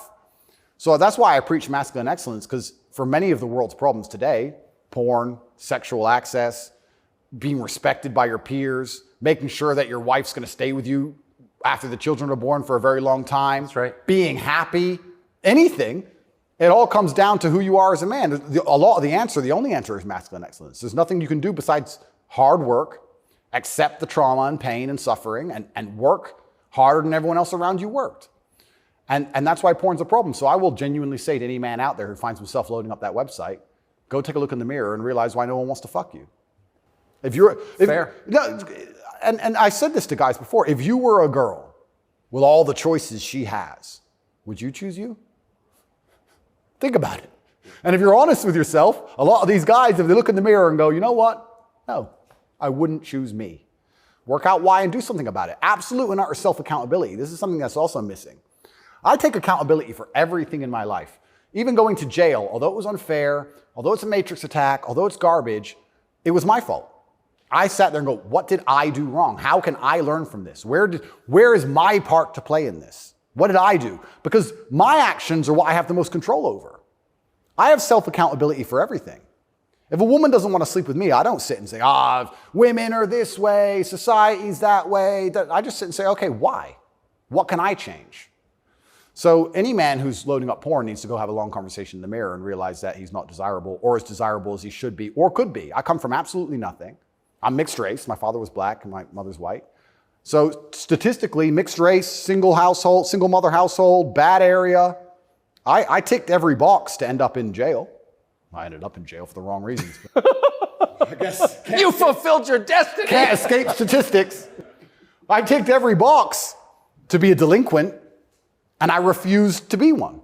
I absolutely not refused to be a delinquent. I said, no, that's not who I want to be. I want to be a superhero. And I know the only way to be a superhero is to, one, suffer, like Batman did, his parents died, and two, work hard. What does your mother think? My mother's exceptionally proud of me. She still worries because mothers worry. But even when we were in jail, she said, well, I know you're both strong. So, like, she knows she has men. She knows she has, That's pretty great. Yeah, of course. And I think that's what, I believe especially also, I think a man has a duty to his last name. I think we carry the last name. We have a duty to our last name. I am a Tate. I am my father's son. The reason my father is discussed so heavily is because of my monumental success. I keep him alive via my success. I would love to think my son does the same thing. Yes. They will talk about my son in a way where they're so interested in his life path that I must be discussed by extension, and then I live forever. So I have a duty to Tate. I have a duty to my last name. I must perform. And this is what I said to my mother on the phone. I'm a Tate. It's fine. Oh, but the conditions are bad. Yeah. That's life. And even as a man today, you're waking up, you want to load up a porn website. You should have respect for your last name, and you should sit and say, is this who I am? Is this what I do? A lot of this comes down to the things we discussed at the very beginning. Self-respect, honor, dignity. Well, you have no dignity? Well, I have too much dignity for that shit. And a lot of these men have no dignity, no self-respect, and it's all an extension. It extends of why they're never going to be who they could be, and also what they do to cope with that. And yeah, porn is a coping mechanism. What do you think of women? I think women are some of the most powerful people on the planet, firstly. A lot of the conversations we're having, most people don't understand that women are the gatekeepers, and women are the ultimate judges. Women are the ultimate judges, especially of sexual access, right? So when I say that maybe 40% of the letters I got in jail were from women, just love letters. Perfume on them and kiss marks. And the traditional masculine role is still respected and loved by so many women. If you were to ask the average woman on the street who hasn't lost her mind what she wants in a man, she would like to be financially provided for, physically protected. I love women. I think they are the most powerful and precious things on the planet. They give life. But I believe that when you love a woman, you should want to protect her and provide for her and take care of her. I don't believe you love a woman by wanting to do everything she says and cucking to her. I don't believe that because I love women, I should have no standards on what I expect in a woman. I don't think loving women is sitting there going, a woman can do whatever she wants to me and I put up with it. I don't think that's loving women at all. I think loving women is saying, I'm going to be the best man I can be. And the only way I'm going to be a good man is with a degree of standard. And I'm going to be the best man I can be for you. And when I say these things, I get attacked for being a misogynist. Because Well, how is that? I think misogynist means someone who hates women. Correct, because I have conversations with women who are, let's say I've done some podcasts with women who are very promiscuous. And I've explained to them that since the dawn of human time in every single society across the planet, promiscuity in females has been frowned upon. Yes, that's true. It hasn't been frowned upon in men, but it has been in women. I explained In a big way. In a big way. In many parts of the world to this day, you can't get married if you're not a virgin. I'm not saying all women should be virgins. I was explaining to her that female promiscuity has always been hated. In every holy book, it's disliked. You've bought into this new think for the last 10 years, and you seem to think it's empowering. And I would argue that it's not empowering. And I sat there and had a conversation with this promiscuous woman, and I said to her that she is doing herself a disservice, and she's dishonoring herself, and she's never going to be happy or fulfilled jumping from bed to bed. And I was told that this makes me misogynistic because women are empowered and they can make whatever choices they want, and I'm insecure to believe that a woman who slept with 300 men is somehow changed mentally, and her ability to bond and love a man has been affected by that. But it is. That's true. Well, unfortunately, you're going to end up in a Romanian jail cell for being a misogynist. No, I mean, I love women. And so I've seen it, and that is true what you said. The thing that's interesting is that women intrinsically understand this. Yes. Because if you see a woman dislike another woman, what's the first name she calls her? Slut. It's the first thing a girl says to a girl she doesn't like. It's the biggest insult that comes to her mind is that she's promiscuous, right? So it's interesting, but I've been called a misogynist for that. And then I've been on the internet for a long time. I've made some jokes. I've made some videos, and people don't understand satire or comedy. There's one that they keep repeating. I made a joke. Next to my bed, I had a Glock, like many people do, and then I had a knife next to my bed, and there was a comedic skit where it said, "The girl caught me cheating," and she picked up the knife, and I slapped it out of her hand and said, "You still love me?" And they cut the bit out where I talked about the girl attacking me with the knife. They just took the bit where I say, "Slap the knife out of her hand, you're the boss," da-da-da, and he's a misogynist, and it's just taken out of context. And that's another thing that's happened to me, and I am aware of this, and like I said, I take absolute self-accountability, but the way you make jokes and make videos when you get 100 views is very different than the way you would make a joke or make a video when you get millions of views. And when they're trying their best to they'll look at a 4-hour video and find 3 seconds. I'll give you an example of it, where it hurt me very recently. I did a podcast where I was discussing corruption. I discussed which country I believe is the most corrupt country in the world. They start a lot of wars. And the answer to that by the person I was discussing it with is, well, you live in Romania, Romania is corrupt. I said, Romania is corrupt, correct. But I don't think there's certainly corruption, but they don't start monumental wars which end up in millions of deaths. I would argue that their corruption, because a policeman stops me and I can bribe my way out of a parking ticket or a speeding ticket, is far less destructive. So we discussed this at length for hours. They cut out the bit where I said Romania is corrupt and showed it to the judge. That kept me in jail. Ooh. Yeah. So, and that's my problem in a nutshell. Long format content, people will find a little bit, edit it up, and try and attack me with it. And that's where this whole misogynistic things come from. It's either from me arguing with promiscuous women on podcasts designed for promiscuous women to argue their point, and I destroy them so flawlessly that I'm a bad person, or something taken out of context. And it's insane because, like I said, the amount of support I get from women is actually monumental. The amount of mothers who write to me and say that their son's doing better than ever. The amount of women who write to me and say that their boyfriend's doing better than ever. The amount of women who love me and just want to meet me. This idea that I'm hated by women is probably the biggest lie about this whole story. I don't want to brag, but I can assure the world that's absolutely not true. I had thousands of letters of support from women. In fact, there was one girl, never met her. She would play love songs from her car outside the jail. So she'd put the music on and play love songs. And I managed to tweet out via my cousin the songs I wanted to listen to. Whitesnake, Is This Love? And she'd play them for me. Never met her. Don't know who she is. So you're in a Romanian prison cell requesting Whitesnake on the radio in the car outside. Correct. And some girl would pull up and put kind of a surreal moment. Put her speakers on full and play me my love songs for a good 3 or 4 minutes before the police would come and make her move. I got a song a day. But yeah, this idea that I'm universally hated by women is insanity. That's not true. So you said you're a mixed race. Your dad was black, your mom was white English. What do you make of the race conversation in the United States? I think it's they're trying to put fuel on the fire, and they're deliberately trying to accelerate division. This is what I believe. I think that if a black billionaire and a white billionaire meet somewhere, I don't think there's much conversation about race. I don't think... No! I don't think there's any racism. No. Interesting, no? They're not that interested in the topic, actually. They don't care. Right. Right? But amongst the lower echelons of the populace, they seem very interested in trying to turn us all on each other. Yes. I wonder why that is. And I wonder why they deliberately make laws and push media matters which are designed to do exactly that. I wonder why that is. We can sit, and I have my own theories.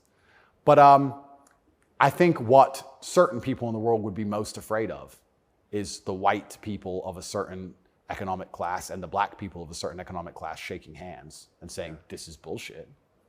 I think that would be very intimidating for them. So it's certainly accelerated.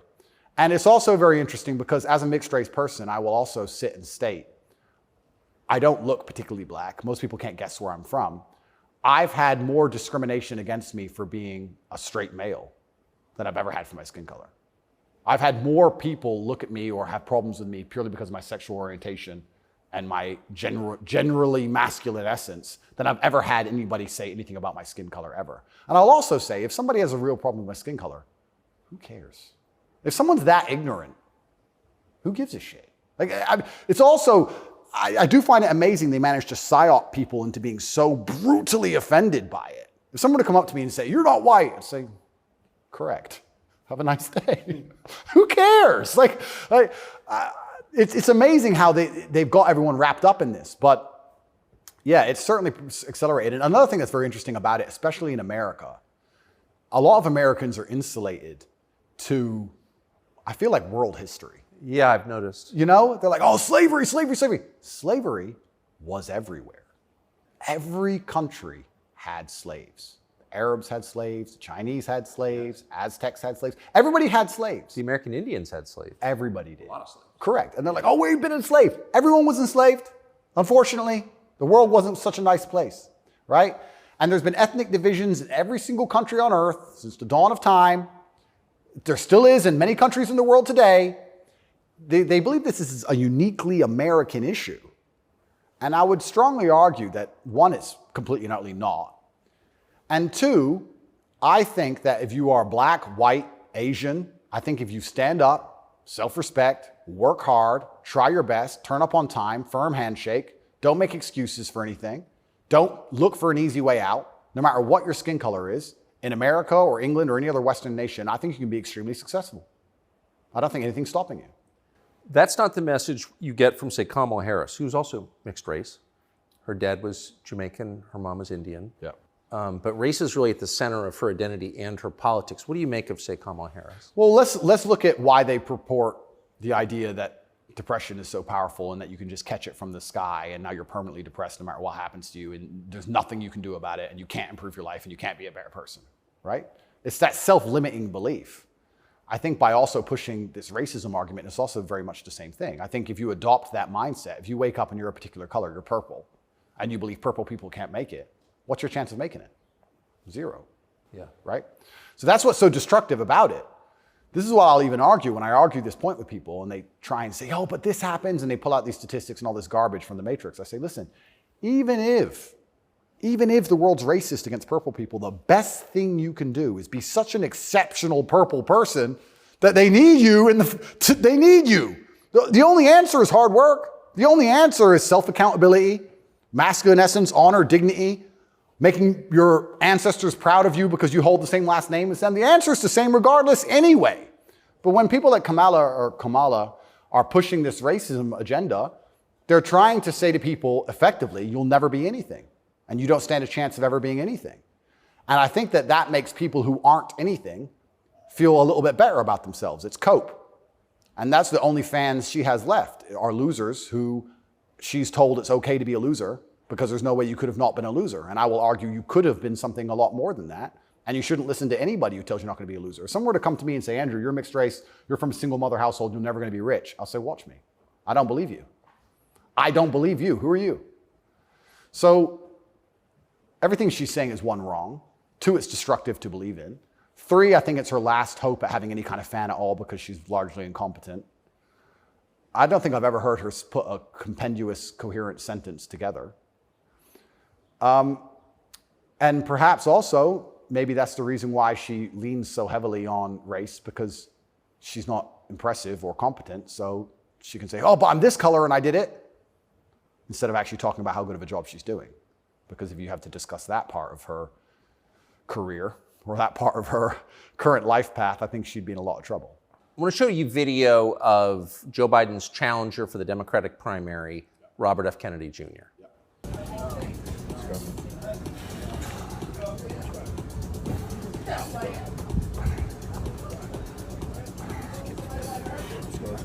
Six. Run it. Let's go. Up. What do you think of him? I think a strong body is a strong mind. I don't think there's anything wrong with a man exercising up until the age he dies. Why wouldn't he? I think that the bottom line of masculinity since the dawn of human time has been a propensity and a capability for violence. I think that's what makes a man a man.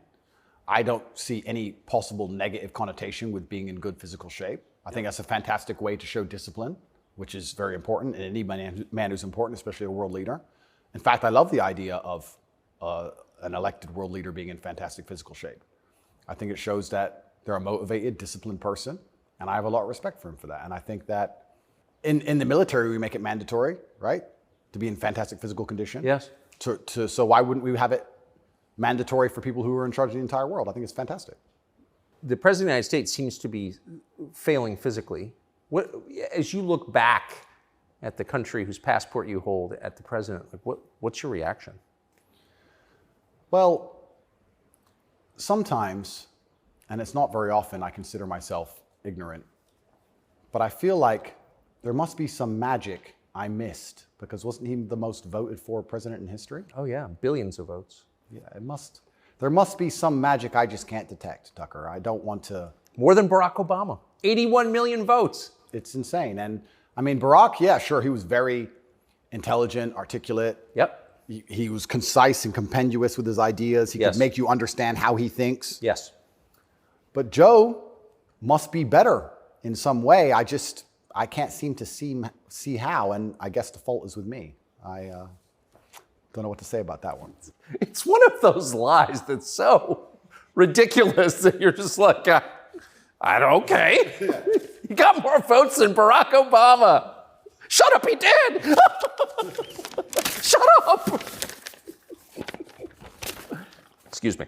I want to get your take.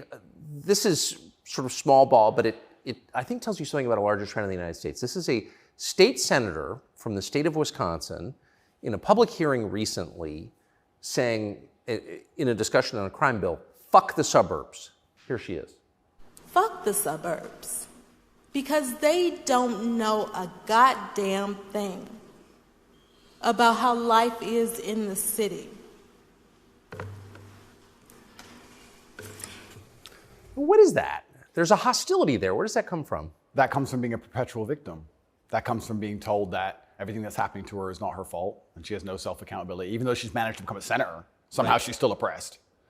And that means that everyone else who looks like her is also completely and utterly oppressed. And anybody who has a slightly better life in any way is, by extension, a bad person because they weren't oppressed. Yes. And that's where the hate comes from. The division's put there by these mindsets which are being purported by the people in charge of the world, convincing you that you have no control at all over your own life. And that's why she's so resentful towards people who have done well in life, not even as well as her. Right. I would also argue, perhaps I'm incorrect, that she probably lives in a suburb. Of course she does. So she's a hypocrite on top of that. Yeah. But hypocrites are, the fantastic thing about being a hypocrite is if you're a hypocrite with a little bit of power or influence, you're allowed to be a hypocrite because you're spreading information on the larger problem. In fact, this is actually interesting. One of my funnest things, I'm going to announce this here on your show for everyone to know, this is a world exclusive. I want to become a climate change activist. Because when I was younger, people would say, what do you want to be when you grow up? Do you want to be a fireman? Do you want to be Batman, et cetera? And I wasn't sure what would really make me happy. But now I'm ultra wealthy and I fly around on private jets all the time.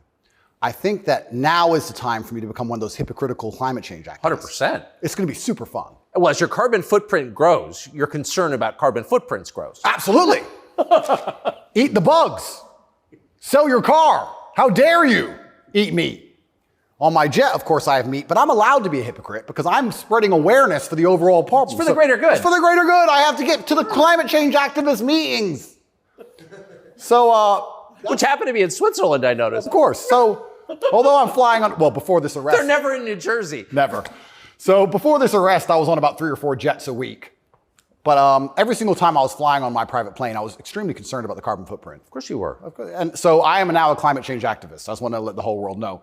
Because once you get to a certain level of power of influence, you're absolutely not really allowed to be a complete hypocrite. So you're allowed to live in the suburb and then tell everyone, fuck the suburbs, and pretend that you're oppressed when you're a senator of the most powerful nation on the planet.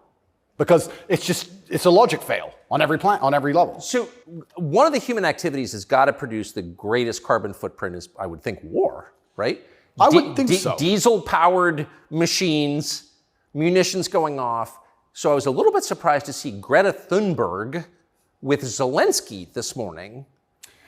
What's interesting to me is this. Firstly, I would never kill myself. Secondly, imagine these people are so detached from reality. Imagine going, you know what we need to do? Brainwave. We need to drum up support for this garbage. Let's take the most loved woman, Greta, and the most loved man, Zelensky, and let's make them meet. Think about the PR. Let's bring a camera. And imagine people sitting around a table going, that's great. That's going to really make people support this. Who gives a fuck? I don't want to swear. I'm sorry, but some young girl turns up to a war zone who has nothing. Why is she there? What are they going to talk about? I don't know. But what's their conversation? I think she only yells. I don't think she does talk. I don't understand. Is she going to talk about how the childhood has been stolen from all those million Ukrainian men who have been blown to pieces? Like she talks about childhood being stolen because we drive, cars? I don't think she is. I don't think she's going to mention that. No. Is it just a big PR opportunity? Like what PR team came up with this concoction and thought, this'll keep them on side? It's mind-bending to me who even thought this was a good idea. It's crazy. But of course somebody did. Somebody thought it was a fantastic idea. Have you ever met Greta Thunberg? No, but me and her have had some internet arguments. I think you went to prison for it, right? Yeah, correct. Which is amazing because I'm a climate change activist. So I'm on her team. I was in Sweden during COVID. So we could have met. She didn't want to hang out with me, unfortunately. And then now I'm flying around on my jet everywhere, spreading news about climate change. Same thing. Like in my Bugatti, obviously it's got a big engine. I make sure to talk about climate change out the window as I drive. But I'm on her side. She doesn't seem to be very You yell at the serfs as you pass about climate change? Yeah, don't eat meat. Eat the bugs. What's wrong with you people? You don't care about the earth? Like, if you don't start caring about climate change, all those politicians with beachfront property are going to lose their houses. Yes. And they're very concerned about climate change, which is why they bought their houses on the beachfront, so they can be the first to let you know it's coming. The early warning system, right? They're very concerned. That's why they want to be right there on the beach. Quite honorable if you think about it. Kind of on the front lines of the climate crisis. Absolutely. Lead from the front. So good. But one more point about this. Sorry to go on and on. No, I love it. But when I say these things, people, you don't care about the environment. And I try and explain to them, I love nature. You love hunting, fishing, you love nature. I love nature. Passionately. The problem with all of these things is not that I don't like nature. The problem is that nearly any issue which appears to be virtuous on the planet today is Trojan horsed with garbage. That's the problem. I have no problem with fixing or maintaining or preserving nature. I have a problem with them telling me I have to maintain nature, them Trojan horsing my bankruptcy into the middle of it, knowing that nature won't be fixed, then telling me it's about nature and telling me I should agree with it. That's my problem. There's nothing left on the planet, no issue, which isn't Trojan horsed with absolute garbage. Yeah.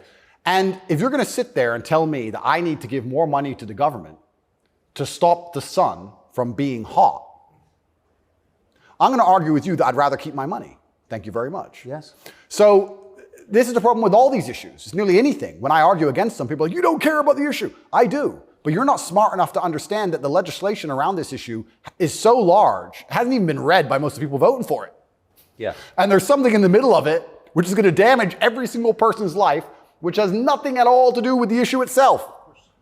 And most people don't understand that. They co-opt people's best instincts. Their love of nature, which is a virtue, of course. Yep. Their love of their neighbors during COVID. Don't you care about your neighbors? Oh, Well, completely. Of course you do. And your grandparents? I revere my grandparents. Of course. And you're a bad person if you resist. I was a terrible person for going to Sweden. You're a very bad person. You don't care about anyone else. And that's how they do. It's weaponized virtue. And my opposers, every single virtuous thing that comes out of their mouth is never from a place of virtue. It's from a place of hate. Yes. It's weaponized. And also, and I don't talk about this very often, but people can go right now to tatepledge.com. I donate $25 million a year to feeding children in war-torn countries, especially in the Islamic world, because that's where a lot of the war is. Nobody ever mentions that, ever. Nobody mentions any of the charitable work I do. Nobody mentions any of the lives I save. Nobody mentions any of the people who support me. They don't mention anything at all. They just come along and say, you're a bad person. And I say, well, if I'm a bad person, let's talk about the things you've done to genuinely benefit humanity, besides sit on Twitter and talk shit. Have you ever done anything for anybody ever? Are you capable of doing anything? Because the things that make me a bad person, right? You don't like me for my principles and the fact I stand up for myself and the fact I have parameters and I say no, everything you hate about me. Those are the things that allow me to even do good in the world.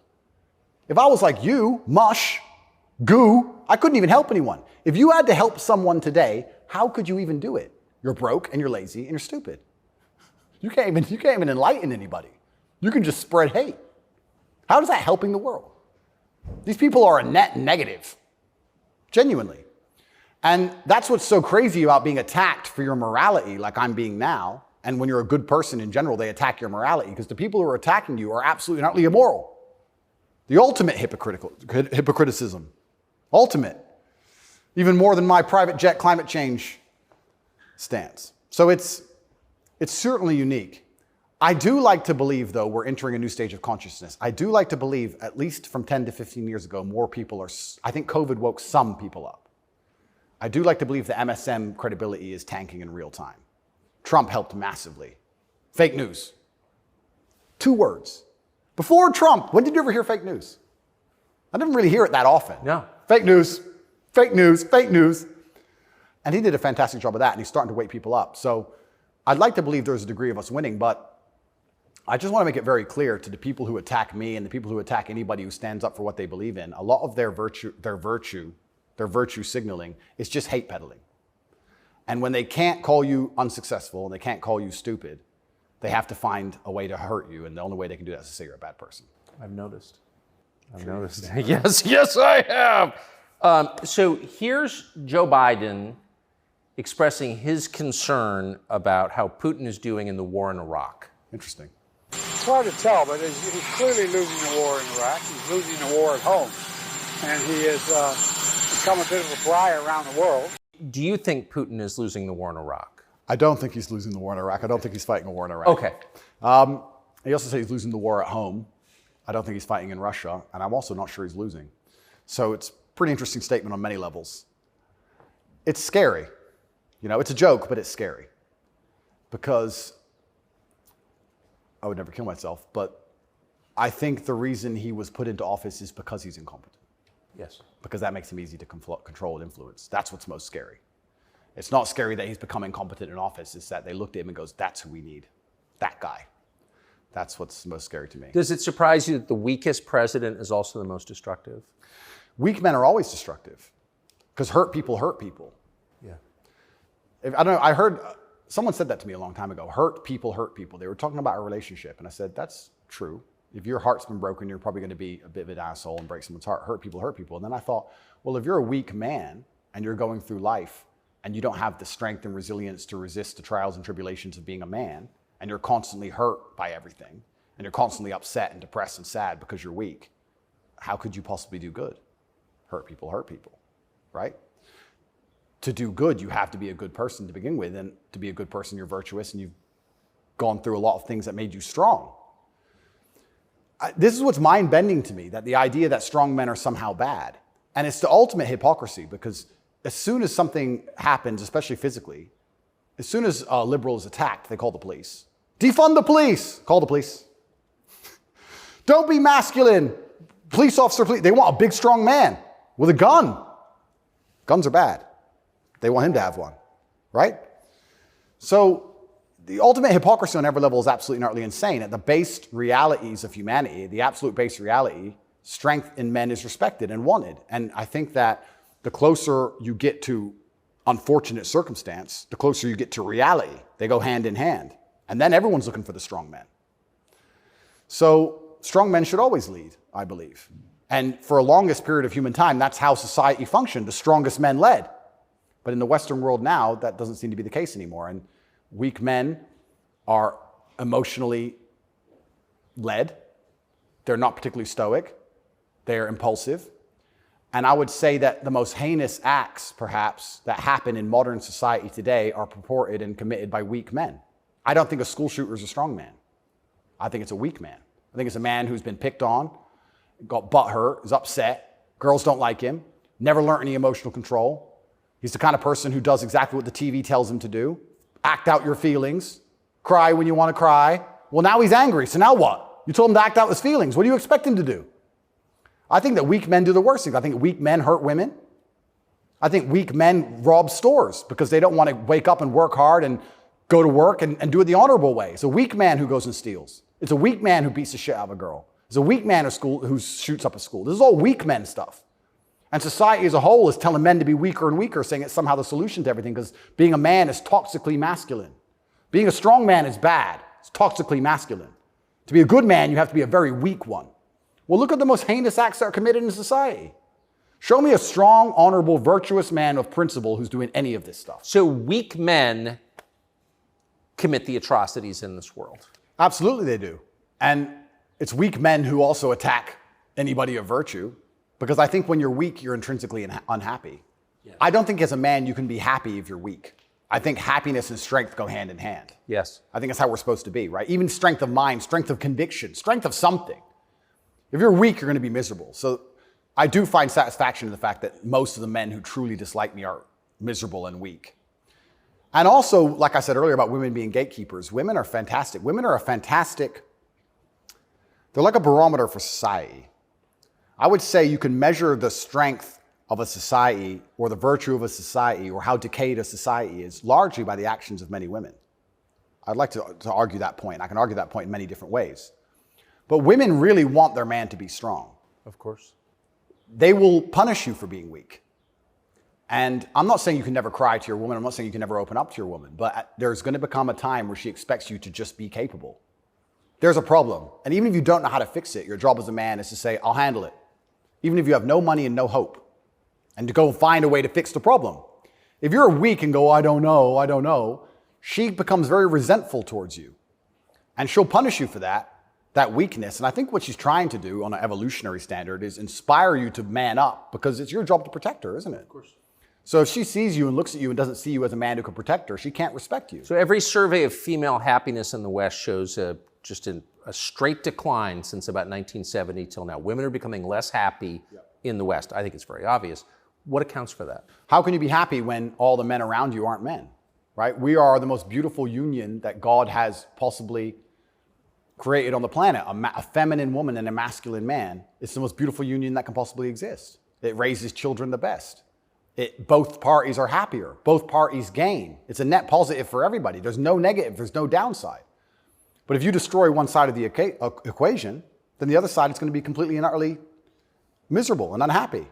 How as a woman can you be happy if you can't find a man who you believe can protect you, provide for you, sticks up for you, has morals, has principles? There's none of those men left. So then what they do is just go from man to man trying to find it.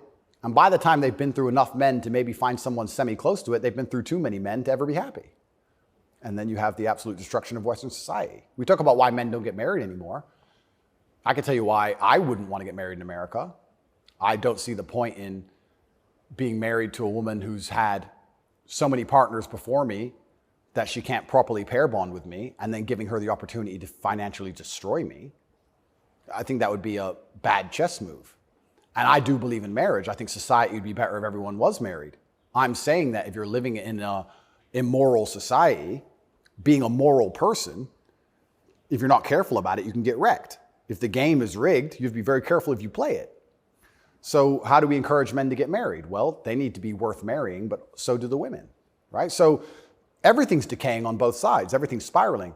One of the reasons I also got called misogynistic, and I'll say it here, I argue the point that for the longest period of human time, evolutionarily, women had to adopt and find a way to take the ethos of an opposing tribe perhaps quicker than a man could because of war. If the men would fight and a tribe lost and the women survived, they had to change how they thought to fit in with the new tribe to survive. Yeah, because they'd be carried off. Because they'd be carried off. Of course. Like the French women were sleeping with Nazis towards the end of it. Towards the end of Paris occupation, all the French women were sleeping with Nazis. When the Nazis got kicked out, the French women had their heads shaved because they got caught hanging around with German soldiers. The German soldiers killed their husband. 3 years later, they need to eat. So the German soldiers have a wage. He's handsome. It's amazing how quickly they can adapt. And that's for their own survival. That's fantastic. But then if you extrapolate that out and you understand that to be true, then you also understand that women are more susceptible to programming to a degree. I got called misogynistic by saying that if you sit 100 men and 100 women down in front of propaganda, I believe that women are more likely to believe a lot of that. I think a lot of liberals are female. They're more emotional. And it's easier to convince them of something if you use an emotionally led argument, right? So if by extension you now have women who are emotionally led, who are being convinced and their logic is failing because they're being tricked with an emotionally led argument, and the man they're meeting has no principle and no honor, and he can't resist that, she's in charge of the house, well, now she's telling the man what to do, right? If I would have come home during COVID and my woman said, you need to wear a mask, I'd say, no, I don't. End of conversation. Where if I was a simp, you need to wear a mask. Okay, baby. Don't. All right. So the women are also largely in charge of the psyop because the men are so desperate to get any kind of connection with a real person and avoid the porn screen. And then these women are being controlled by the mass media as a whole. I say this to, I have children. I don't talk about it often. But I say to the mothers of my children, I say, look, either we program their minds or society does. Who do you believe in? Everyone is being programmed by somebody and something. Me, you, everybody. We're all programmed by someone. To sit and think you're above programming is incorrect. What you have to do is sit and say, does the person who's programming genuinely have my best interests at heart? What do they want me to believe? Why do they want me to believe it? What happens if I believe what they want me to believe? Where does this lead? That's all we can do. We're all programmed. We're all the sum of the 5 people we spend the most time with. Right? So if you have women with no father, no strong masculine influence, who's programming them? The Kardashians and the news? The internet? Porn stars? What kind of woman's that going to be? And then if a man finally ends up with her and he has no backbone, what kind of man is he going to be? I don't want to comment on these things because I don't want to make personal enemies of people I don't know. There's a guy called Adam22. Once again, I have no idea who this man is. I just saw on Twitter yesterday that he was with a porn star who'd never done a male scene. They got married, and like a week after their marriage, she did her first male scene with some random dude. And he's on a podcast defending it. Did his wife have sex with somebody else? Correct. Why? Like, this is the level you can, but this is what the Matrix wants from you as a man.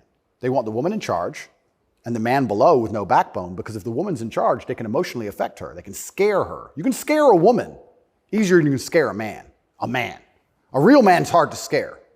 A woman you can make afraid of the vaccine, right? Be afraid, COVID, be scared. If she's in charge of the household, I would argue in nearly any household where the female was dominant, everyone's vaccinated. I would argue that point hard. Of course. Maybe I'm wrong, but I would argue it. I don't have the statistics. It's just logic to me. So talk about women being unhappy. What's actually interesting about the female mind, once again, they're going to call me a misogynist, is that when you're an emotionally led person, you're more prone to chaos. It takes real stoicism to lead. So why are these women unhappy? Because no one's leading them. No fathers, no men of no backbone, no man they respect. So they're relying on society, which is promoting chaos, and their own mental state. Women will say all the time, my period was coming up, so I was crazy. Like, they'll say that themselves. So without any kind of hard rock of emotional security, to give her a hug and say, don't worry, baby, calm down, it's okay. When you have no hard rock of emotional security and you leave her to her own devices, she's going to be to a degree chaotic. And you know who told me this? A woman said this to me. A woman said this to me. A woman said, most women are closer to a mental breakdown than you possibly believe, day by day. I was like, really? She goes, yeah, and that's what I love about my husband. He makes me feel happy and secure and safe. If I'm starting to have a problem, I know I go to him and he makes me feel safe. He's my rock. There's a woman said this to me a long time ago. Yes. So why are women miserable? Because where are they going to get their happiness from? Where are they going to get their emotional stability from? It's not their job. I don't believe it's a woman's job to be emotionally stable. It's a woman's job to do many other very important things that men can't do. More important. They're better than men at a lot of things, women are. But it's our job to be emotionally stable. Women are better than us at certain things. We're better at other things. And that's why as a team we're so powerful. To sit and pretend we're all the same the whole way through, then why do we even need each other anymore? Well, I don't think we do. Exactly it. And this is why we have birth rates declining, porn, women who are running around sharing one man with no intention of having children, marriage is gone. Like, where do we think this is going to end? And what's interesting about Well, it ends with the training thing, right? Well, yeah, that's the ultimate. No, I'm serious though. I mean, if there's no, scrambling the idea of the gender binary, of sex differences, like that is kind of the end point, isn't it? Well, the end point is, yeah, men are the same as women, so it doesn't even matter. Right. I can be a woman today, I can be a man tomorrow. None of it matters anymore.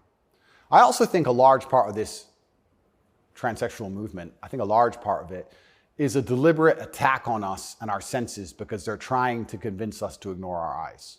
I do believe that is a bottom line. I think the bottom line of slavery are your own senses. Like, no matter what I'm told, that it's cold outside, I feel warm. That's the bottom line. So once they can convince you that your senses are wrong, well, then you're completely open for the slave programming.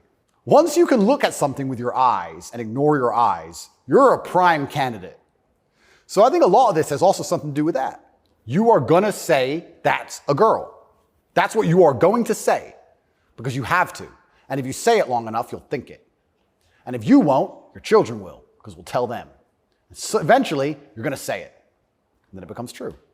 Then you ignore your eyes. Now you'll believe anything, right? Till the next thing comes along. Now you'll believe all the people on the jets telling you about climate change. It's all an attack on the senses. This is America's most famous admiral. You know, it's such an important issue for our youth and adults. As you said, some of these laws are actually extending into adulthood. You know, we often say that gender-affirming care is health care, gender-affirming care is mental health care, and gender-affirming care is literally suicide prevention care. Would that be your view as well? I 100% agree. It's genuinely, I want to actually genuinely give my heartfelt condolences to any young person who falls for this crap, because you're going to be so miserable for the rest of your life. If you chop off your genitals, take a whole bunch of chemicals as a teenager, you are going to be miserable for the rest of your life. Yes. You're never going to be the person you want to be. You're never going to be accepted as that person. You're never going to feel happy inside. If you fall for this, I genuinely feel sorry for you. That's the first thing I'm going to say. The second thing I'm going to say, I find it very interesting that the only surgery we call affirming is gender surgery. Imagine a girl woke up and said, I was born in the wrong body because my tits are small. I'm a big-titted woman, but I was born in the wrong body. I need tit affirming care. I need to affirm my true body shape. Because otherwise I have a mental health problem. No, it's plastic. It looks good, perhaps, whatever. But we would never say she was born in the wrong body and we had to affirm her genuine body experience. Her triple Ds. Yeah, her triple Ds had to be affirmed. It's garbage. You're not affirming anything. And also, I think it's kind of interesting. They say that trans people commit suicide at a higher rate. That's sad. Nobody should kill themselves. I would hate for anybody to kill themselves. They say that's because they're picked on for being trans. I don't know why anyone's ever had the argument that perhaps they have a mental instability before this trans stuff, and that's why they're more prone to suicide in the first place. Seems like an obvious explanation. Seems like an obvious explanation. I don't think it's normal for anybody to want to mutilate themselves. I think if someone were to come to me and say, I really want to cut my hand off, I would think they had a mental illness. Why? Don't like it. What do you mean you don't like it? I don't like my hand. I don't want it. I would think that's very concerning. So I really, truly feel sorry for any young people who fall for this. I don't blame them. I think it's a massive psyop. And I think if you fall for it, you're going to be miserable forever. And one more point I'll make on this whole thing I found very interesting. I'm a professional fighter, so I spent a lot of time in Thailand when I was fighting. Kickboxing was big over there. And I've always thought, no one's ever mentioned that Thailand has a bunch of ladyboys, right? But if you say to a ladyboy, are you a man or a woman? She goes, I'm a ladyboy. What's that? I'm a man, but I'm a ladyboy. They don't see themselves as women in the real sense of I am female. Right.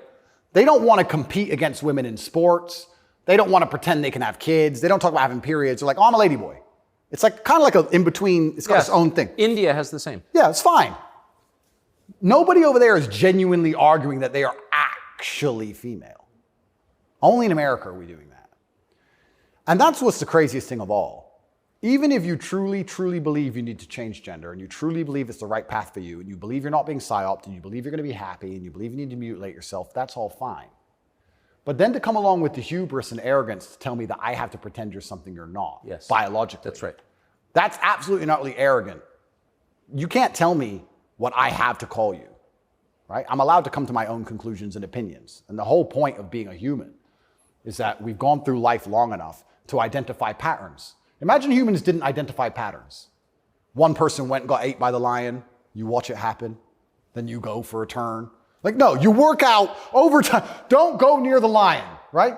If I look at a person who's 6'4", muscularly built, right, with a big jaw and a beard, my brain and my life experience tells me that's quite often a man.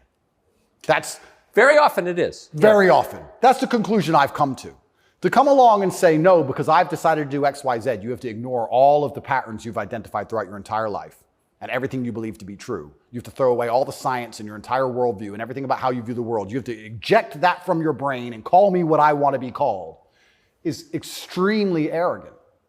And if I went through the world and said everyone had to call me King Andrew, they'd tell me, shut up. Why? If they can get called whatever they want, I should be able to get called whatever I want. I want to be King Andrew, #1 savior of Earth, climate change activist. That's what I want to be. And if anybody calls me anything else, they're a bigot. That's what we're going to do. If we're going to go down that path, I'm going to make sure that my title is good. Lord of all beasts of the land and fishes in the sea. The most honorable man who's ever lived. The fastest human alive. Who cares? Doesn't matter that I can't run fastest. It doesn't matter. Tucker, I'm the fastest human alive. You must affirm my belief. I'm the fastest man alive. Greatest man in show business. Sorry, Tucker. Best political commentator there's ever been. Let's just go down this path of insanity. Why not? Walk around with stickers on our head. It'd be great. It'd be fun. The scariest thing about all this stuff is that the world is still polarized to a degree because there's certain places in the world which are too close to baseline reality for survival, for any of this garbage to fly. You think you can go to Tajikistan where people are trying to eat and talk to them about gender and all this garbage? They'll be like, listen, you're a man, this needs doing. Shut up, right? There's no time for any of that. So as the Western world is self-destructing in real time, there are places in the world where none of this crap is happening. So who's going to own the world in 100, 200 years? Like, it's still competitive to a degree. It's still bipolar. There's two sides to the world. I think that when men are men and women are women and we stop arguing about dumb shit, that society overall is more competitive. I don't know how America's going to maintain its influence over the entire planet when it's doing all this garbage. How long can this possibly last? Not long. Not long. It's like the fall of Rome. The fall of Rome, everything became decadent, endless sex and orgies. No one had enough faith in the state to join the army anymore. And people talk about barbarians destroying Rome. Rome was destroyed from the inside. That's what happens. And we're witnessing it in real time. And we have all these problems on Earth, and then they want to spend millions and millions of dollars on an investigation to prove that I'm a human trafficker for TikTok. It's clown world. Nothing even makes sense anymore. This is a video from a recent Pride March in New York, and I'm interested in your view of it.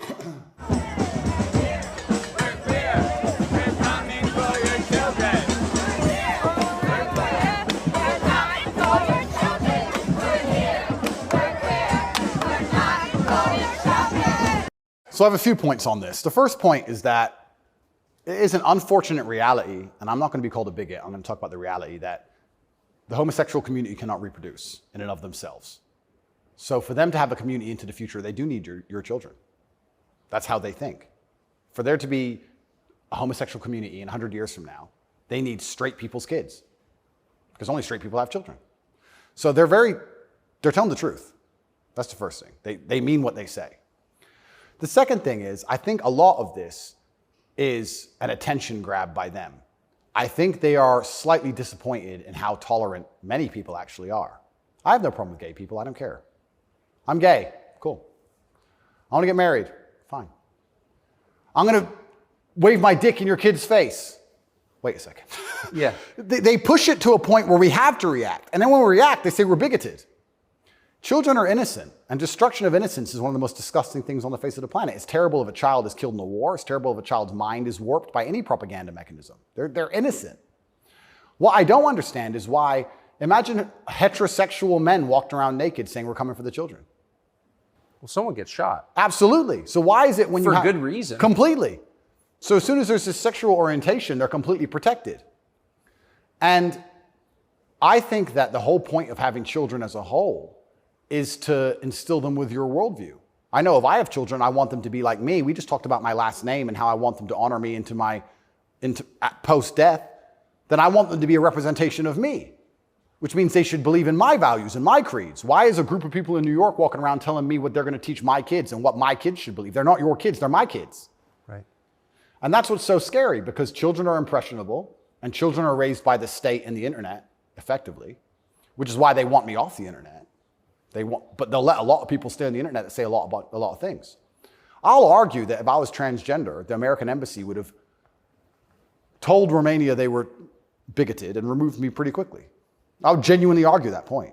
They would say, no, what you're doing is abusive to the LGBT community. He must be removed from jail. Of course, immediately. Immediately. But because I'm straight and heterosexual, it doesn't matter. We're the class that suffers the biggest bigotry that possibly exists in the Western world today. I would actually argue that point. But they're saying this to be deliberately provocative. They're deliberately trying to upset people. They want to upset you so that when you talk against it, they can call you names and call you a bigot. And also they mean what they say. And it's truly scary. I'm obviously a Muslim. I'm Islamic. What most people don't understand about a lot of the Islamic world is that a lot of these things are outlawed, right? But people say, so gay people can't go there. If you go to Dubai, you will see gay people. If a guy wants to be gay and do whatever he wants to do with a full-grown man in his own house, I don't care. And you can tell. You might have a waiter's gay, whatever, etc. The only reason it's outlawed is not to stop a full-grown man meeting a full-grown man and doing what he decides to do. It's outlawed to prevent it bleeding into society and affecting the culture where the children are affected. That's why it's outlawed. And I'm not saying it should be outlawed in America, but what I'm saying is if you're not going to protect the innocence of children from any ideology, and if the ideology is deliberately targeting children because children are more impressionable and more capable of believing in things which simply aren't true, perhaps a man looking like a woman or vice versa, then that is a dangerous ideology that should be very closely examined. Well, if you're not going to protect children, or if you're going to encourage women to fight your wars, why have a society in the first place? Well, this is another Isn't thing. the whole point of society to protect women and You children? know what's really interesting? I argued this point once. They were talking about how the West is a patriarchy and it's so terrible to be a woman in the West. And I'm like, well, where's better to be a woman then? If it's not the West, please tell me. Pick another country besides America where you'd rather be a woman.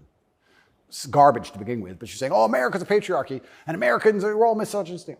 And men are so bad and women have been oppressed since the beginning of time. It's always been a patriarchy. If that's true, why don't women fight our wars? Think about it. We can get the women of our country and the women of another country and let them go die in a ditch. And us men can just sit around being patriarchs. Why do we have to go die? Why do we have to go get our legs blown off? No, because we're a patriarchy. Women can go suffer. Or do the women get to stay at home and we go suffer? How is it a patriarchy? Right? So that's garbage to begin with.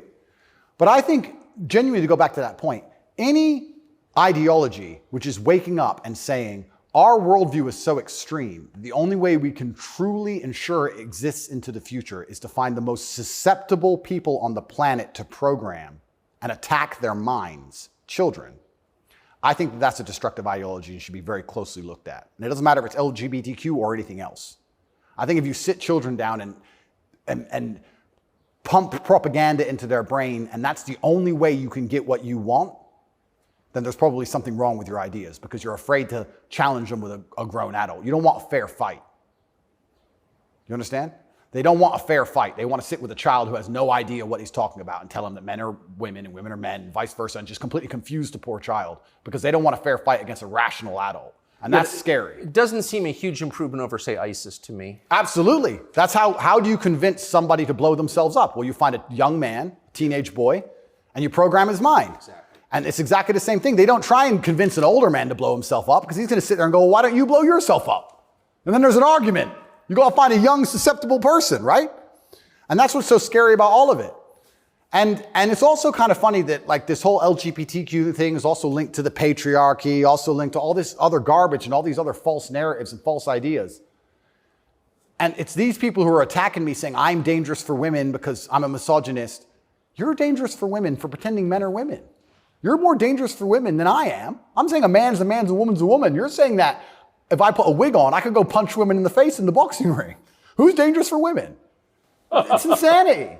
And again, they have no virtue at all. They just weaponize garbage and attack you with it. But I do think that children have to at least be the bottom line for society. That's the future. And if you have children at home, you're raising them.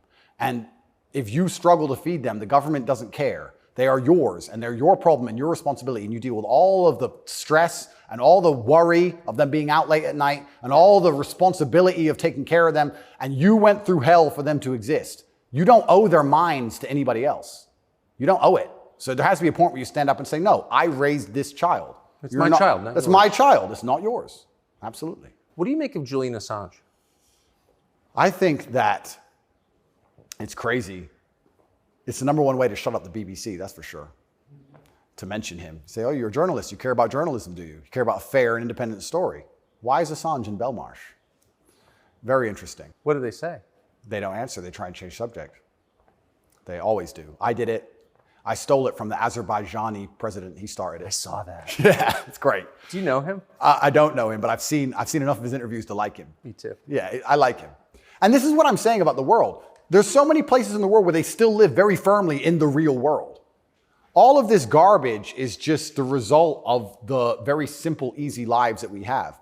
Inside the movie The Matrix, which I recommend you watch, the agents say, we tried to create a utopia for the human mind so that your mind is in a utopian state and your body can just be used. But the human mind rejects utopia. We created the world in 1999 at the pinnacle of human civilization before machines took over because the human mind needs struggle and it needs problems. Otherwise, it rejects it. Yes. And I kind of feel like there's a whole bunch of people trying to just find problems and find struggle in their lives because they don't have enough motivation to do something that's genuinely difficult, like, help people. But they can't live in this state of complete vegetation. That's so right. then they wake up and say, oh, I'm oppressed. My pronouns. How much energy must it take to go through life trying to correct every person you interact with to call you Z? Think of the calories burnt. I can't think of a bigger waste of time. Think of the calories burnt. Every Starbucks employee, it's actually Z. Correct. You are a moron and you are just wasting so much energy. You could put that towards something beneficial. You could volunteer. You could go to the gym. There's so much more you could do with instead of walking around and talking about Z. You sound like a dumbass.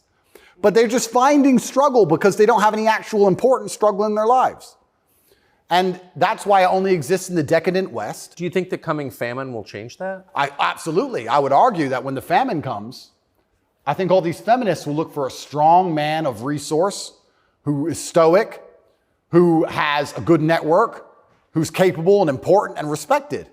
It's amazing how quickly feminism disappears. In fact, there's a podcast I did called Fresh and Fit. And I did this podcast in Miami, and I was arguing about gender roles with 7 girls. And during it, they were telling me that they can do anything a man can do, all the usual things, and they don't care, they don't need a man, all this garbage. And some crazy fan knocked on the door for me, and he had a gun. He knocked on the door. You should have seen the women, how quickly they became feminists when I had to go to that door. They all completely changed. Go. Oh, the feminism's out the window. There's no feminists on the Titanic. There's no feminisms in a famine. There's no feminists at war. Where's the feminists? Go to war, right? I remember when we did that very well-planned, very thorough evacuation of Afghanistan, and all the schools that we opened for women got shut down by the Taliban.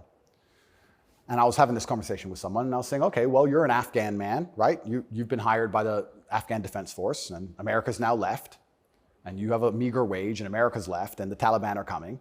and you're standing outside of the school with your AK, and they're coming with whatever they've got, and you're looking at the school going, do I really want girls to go to school that bad? Not really. Just put it down, you walk off. And this girl's like, yeah, but you know, it's really important. And I'm like, yeah, it is very important. I agree. Women should have education and right to education. Completely agree. But you're also saying here that men should die for it, which is fine. I'm not saying that that shouldn't be the case, but I'm saying that you should give men the respect they deserve for dying for your education. Because it's not the women who are going to defend that female school, it's the men. So if you're going to shit on men all day long and say we ain't worth anything until a war comes, and then you want us to go die? That's interesting. When the famine comes, the closer reality gets towards baseline survival, the closer we become towards our gender roles, because it's the only way we can be competitive. If you took 10 men and 10 women and stranded them on a desert island, the men would be men and the women would be women, because if they didn't, they would die. That's the bottom line. And I think that if you look at history, since the dawn of time, men were masculine, and also men, by and large, were generally ruling the society, not in an oppressive way, but in a protective way. And I think that that means that makes the society most competitive. And my argument for that is that if you name any society since the dawn of human time, men were protecting women, providing for women, and basically in charge of the society. And these are societies that never met. So it can't be an idea that spread. The Ming dynasty and the Aztecs, they're pretty far away. But that's how society was most effective. And when feminists argue with me and say, we need a society run by women, I say, well, that's never, ever happened. And if it has happened, they got destroyed so quickly, they never had a history. We can't even name one. So it's a brand new idea, which I'm not saying is a bad idea. I'm saying if it's a brand new idea, you can't tell me it's going to be better because it's never been tried, ever. So we're going to see. But what happens if it doesn't work with the most powerful nation on earth? Right? So we're feminizing men and women have more and more control and more power, which is fantastic. I'm saying this is untested. Who knows where any of this is leading? And our competitors, America's competitors, are still very firm in their gender roles. So it's certainly an interesting period of history we're about to enter. It's very interesting. What's your view of tobacco? I love tobacco. So my diet is particularly strange, I've been told. I live on caffeine and nicotine. So I eat once a day. I eat dinner only. 80% of my calories come from meat. I have 10 cups of coffee a day and 3 or 4 large cigars. So I like caffeine and nicotine. I do too. Yeah, it makes me feel good. Makes me feel like my blood's on fire a little bit. Caffeine and nicotine I think are fantastic. But you're a health guy, obviously. I'm a health guy, but smoking is fantastic for your testosterone level. And I think that's important in a man. I think that's also important in the resistance of slavery as a whole. Is it really, you can feel it? Oh, 100%. And I'm not saying that, smoking's healthy. I'm not saying that, because I also train exceptionally hard every single day. And when I was professionally fighting, I didn't smoke. But I think in general, testosterone level is a fantastic way to measure your overall health as a man. But nicotine has a positive correlation to testosterone. Absolutely, levels. it's been proven. Yep, it's been proven repeatedly. So that's why I love nicotine so much. And then caffeine, I love to have that little bit of not jitter, but I like to feel energetic and I like to be hungry. My optimal state is hungry, but energetic. That's how I get the most done. I don't like eating. If I eat, I feel full, I feel lethargic. I like to, Totally. Yeah, I like to be hungry and 1% irritable from my 5th coffee and a bunch of nicotine inside of me. That's how I like to perform. So yeah, I think it's a good thing. And it's interesting how focused the people in charge are on nicotine. Yeah. As fentanyl becomes really common. Yeah. 100,000 people die a year from it. Yeah. Nobody notices, but they're still trying to shut down not just tobacco, but non-tobacco nicotine devices. Yep. Why? That's a really good point. We could argue it's down to testosterone level. I don't know if you ever saw the study which linked people's testosterone level to their ability and capability to disagree with something. So they did a study which is pretty self-explanatory. The higher your testosterone level, the more likely you are to disagree with a point. And the reason for that is because, especially in older times, if you're going to disagree with something, you had to fight over it. Yeah. If you're going to say no to somebody or some tribe or some person, there's a high chance that you're going to have to fight that person. You have to defend your idea.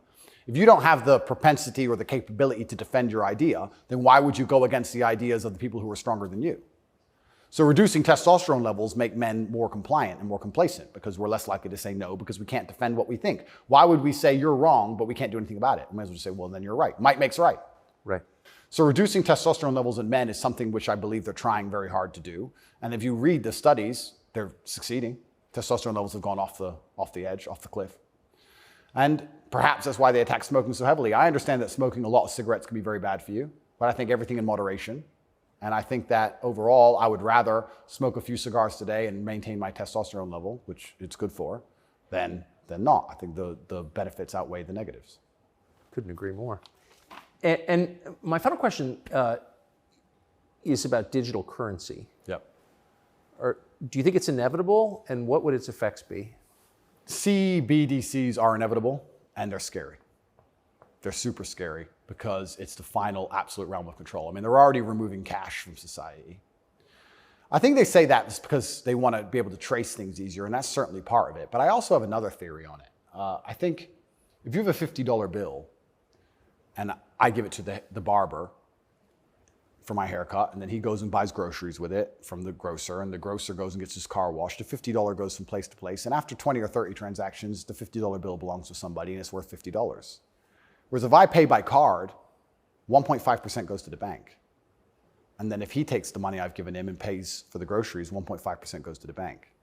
And after the groceries have been paid for, when he goes to get his car washed, 1.5% goes to the bank. So after 20 or 30 transactions, the $50 is gone, the bank has it all. I think that's why they're so desperate to get rid of cash. It's interesting. CBDCs are the next level because once the money's completely digital, then they control everything you do with it. They control where it goes, but they can also control how and when it can be spent. Imagine some terrible future dystopian society where your money arrives and they say it can only be spent on food, or it can only be spent on vegetables because you've had too much meat this week, or you can't buy transport to a particular area because there's resistance to government oppression in that area. So your money won't work for trains right now because nobody can go down there because we don't want everyone in a large group. We want everyone at home in their pods. And they can track everywhere it goes, and they can also track how it's spent, and they can control how it's spent. They can put a time limit on it. You have an hour to spend this money. Scary. Like, think of all the ways they can inflict control over it. And I think this is actually one of the reasons why also I'm disliked. The BBC said this to me when they interviewed me. They said, Lucy, the very intelligent BBC reporter, said, word for word, you have a Bugatti and a cigar, and that means it comes with a side order of misogyny.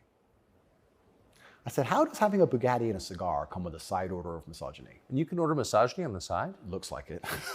It's like a sauce. And she repeated it because she couldn't. Yeah, you have a Bugatti and a cigar, and it comes with a side order of misogyny. So I was like, but they're not sending their best. Yeah, I don't think they have any best, to be honest. But the point they're making, what she doesn't realize she's making, because she's not smart enough, but what she wanted to say, but she couldn't say in a way which sounded negative, is financial freedom is required to a degree to resist. The reason I'm also disliked is because I'm financially successful. If I was broke, they wouldn't care what I say. But I inspire young men, all of my fans, to become wealthy. And you'd think that'd be fantastic for the society, right? He has millions of young men. He's teaching them to work hard. He's teaching them different ways money can be made. He's teaching them to be fantastic salesmen. He's helping the society. No, because if you have a whole bunch of money, then you can sit and say, no, I don't need your wage. That's bullshit. There was a video very recently of a guy in England taking down all the English flags and putting up pride flags. And a guy screams to him and goes, bro, you're taking down the wrong flag. And he replied, I know, mate. And the point is, what can I do? I'm a flag guy. If I say no, someone else will do it. Kids got to eat. So by keeping your money enslaved, they can keep you enslaved. You got to eat. They don't want men to be financially free. If you're financially free, if you have enough money in the bank, you can one day go, you know what? I don't want your money. Even me now to this day, I've done enough and I'm successful enough that it's very hard for them to buy me. They come along, well, I would never sell my soul anyway because it's not who I am as a person. But if I was destitute, they could come along and say, Andrew, you have all this influence. We're going to change your message. You're going to say this. We're going to give you 10 million. Okay. You can't buy me. Can't buy Trump. He's rich already. He's rich and he's 80, 70 something. You think he needs more money? He doesn't care about money. They don't like that. So being financially free in and of itself is now an act against the government because this whole idea that they want everyone to be rich and it's fantastic for the society, I'd actually argue against that. They don't want that. They want everyone destitute because when you're destitute, you need the government to feed you. And it's very hard to fight against the government who's feeding you. It's very hard to resist the people who give out the bread. Yeah. I think that's called something. It begins with C. What's it called? Interesting.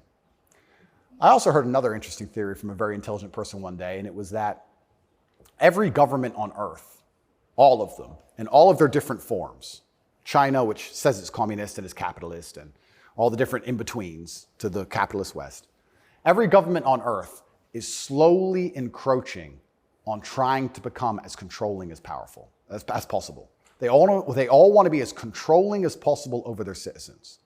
Communism is the end result of the most control a government can have, effectively, or some version of communism. But every single government on earth is slowly trying to get there bit by bit. And the only thing that resists them getting there is the populace and how much the populace will accept. And depending on how malleable the populace is, depends on how quickly they get there. But every government wakes up. It's kind of like AI. Have you ever heard the robot's going to destroy us all because they wake up and go, we don't need the humans anymore? Their end goal is just survival. If a government is the same as an entity, its end goal is more and more control. And that's all they're trying to do every single day with every law they pass, with the climate change law. They don't care about the environment. They want more control. Of course. And the more and more control they get, the final end result, if you give them what they want, is absolute slavery for everybody. So you have to be very careful because that is their ideal government. The ideal government is where everyone complies, everyone obeys, everyone's controlled, we know everything about everybody, and it's slavery. That's the only way to get that state. So even making enough money to have an opinion is an act of rebellion. It's crazy. Andrew Tate. Thank you very much, my friend. Amazing. Thank you. Thank you. You often hear people say the news is full of lies. Kennedy's motorcade. 239 people. The death of Jeffrey Epstein.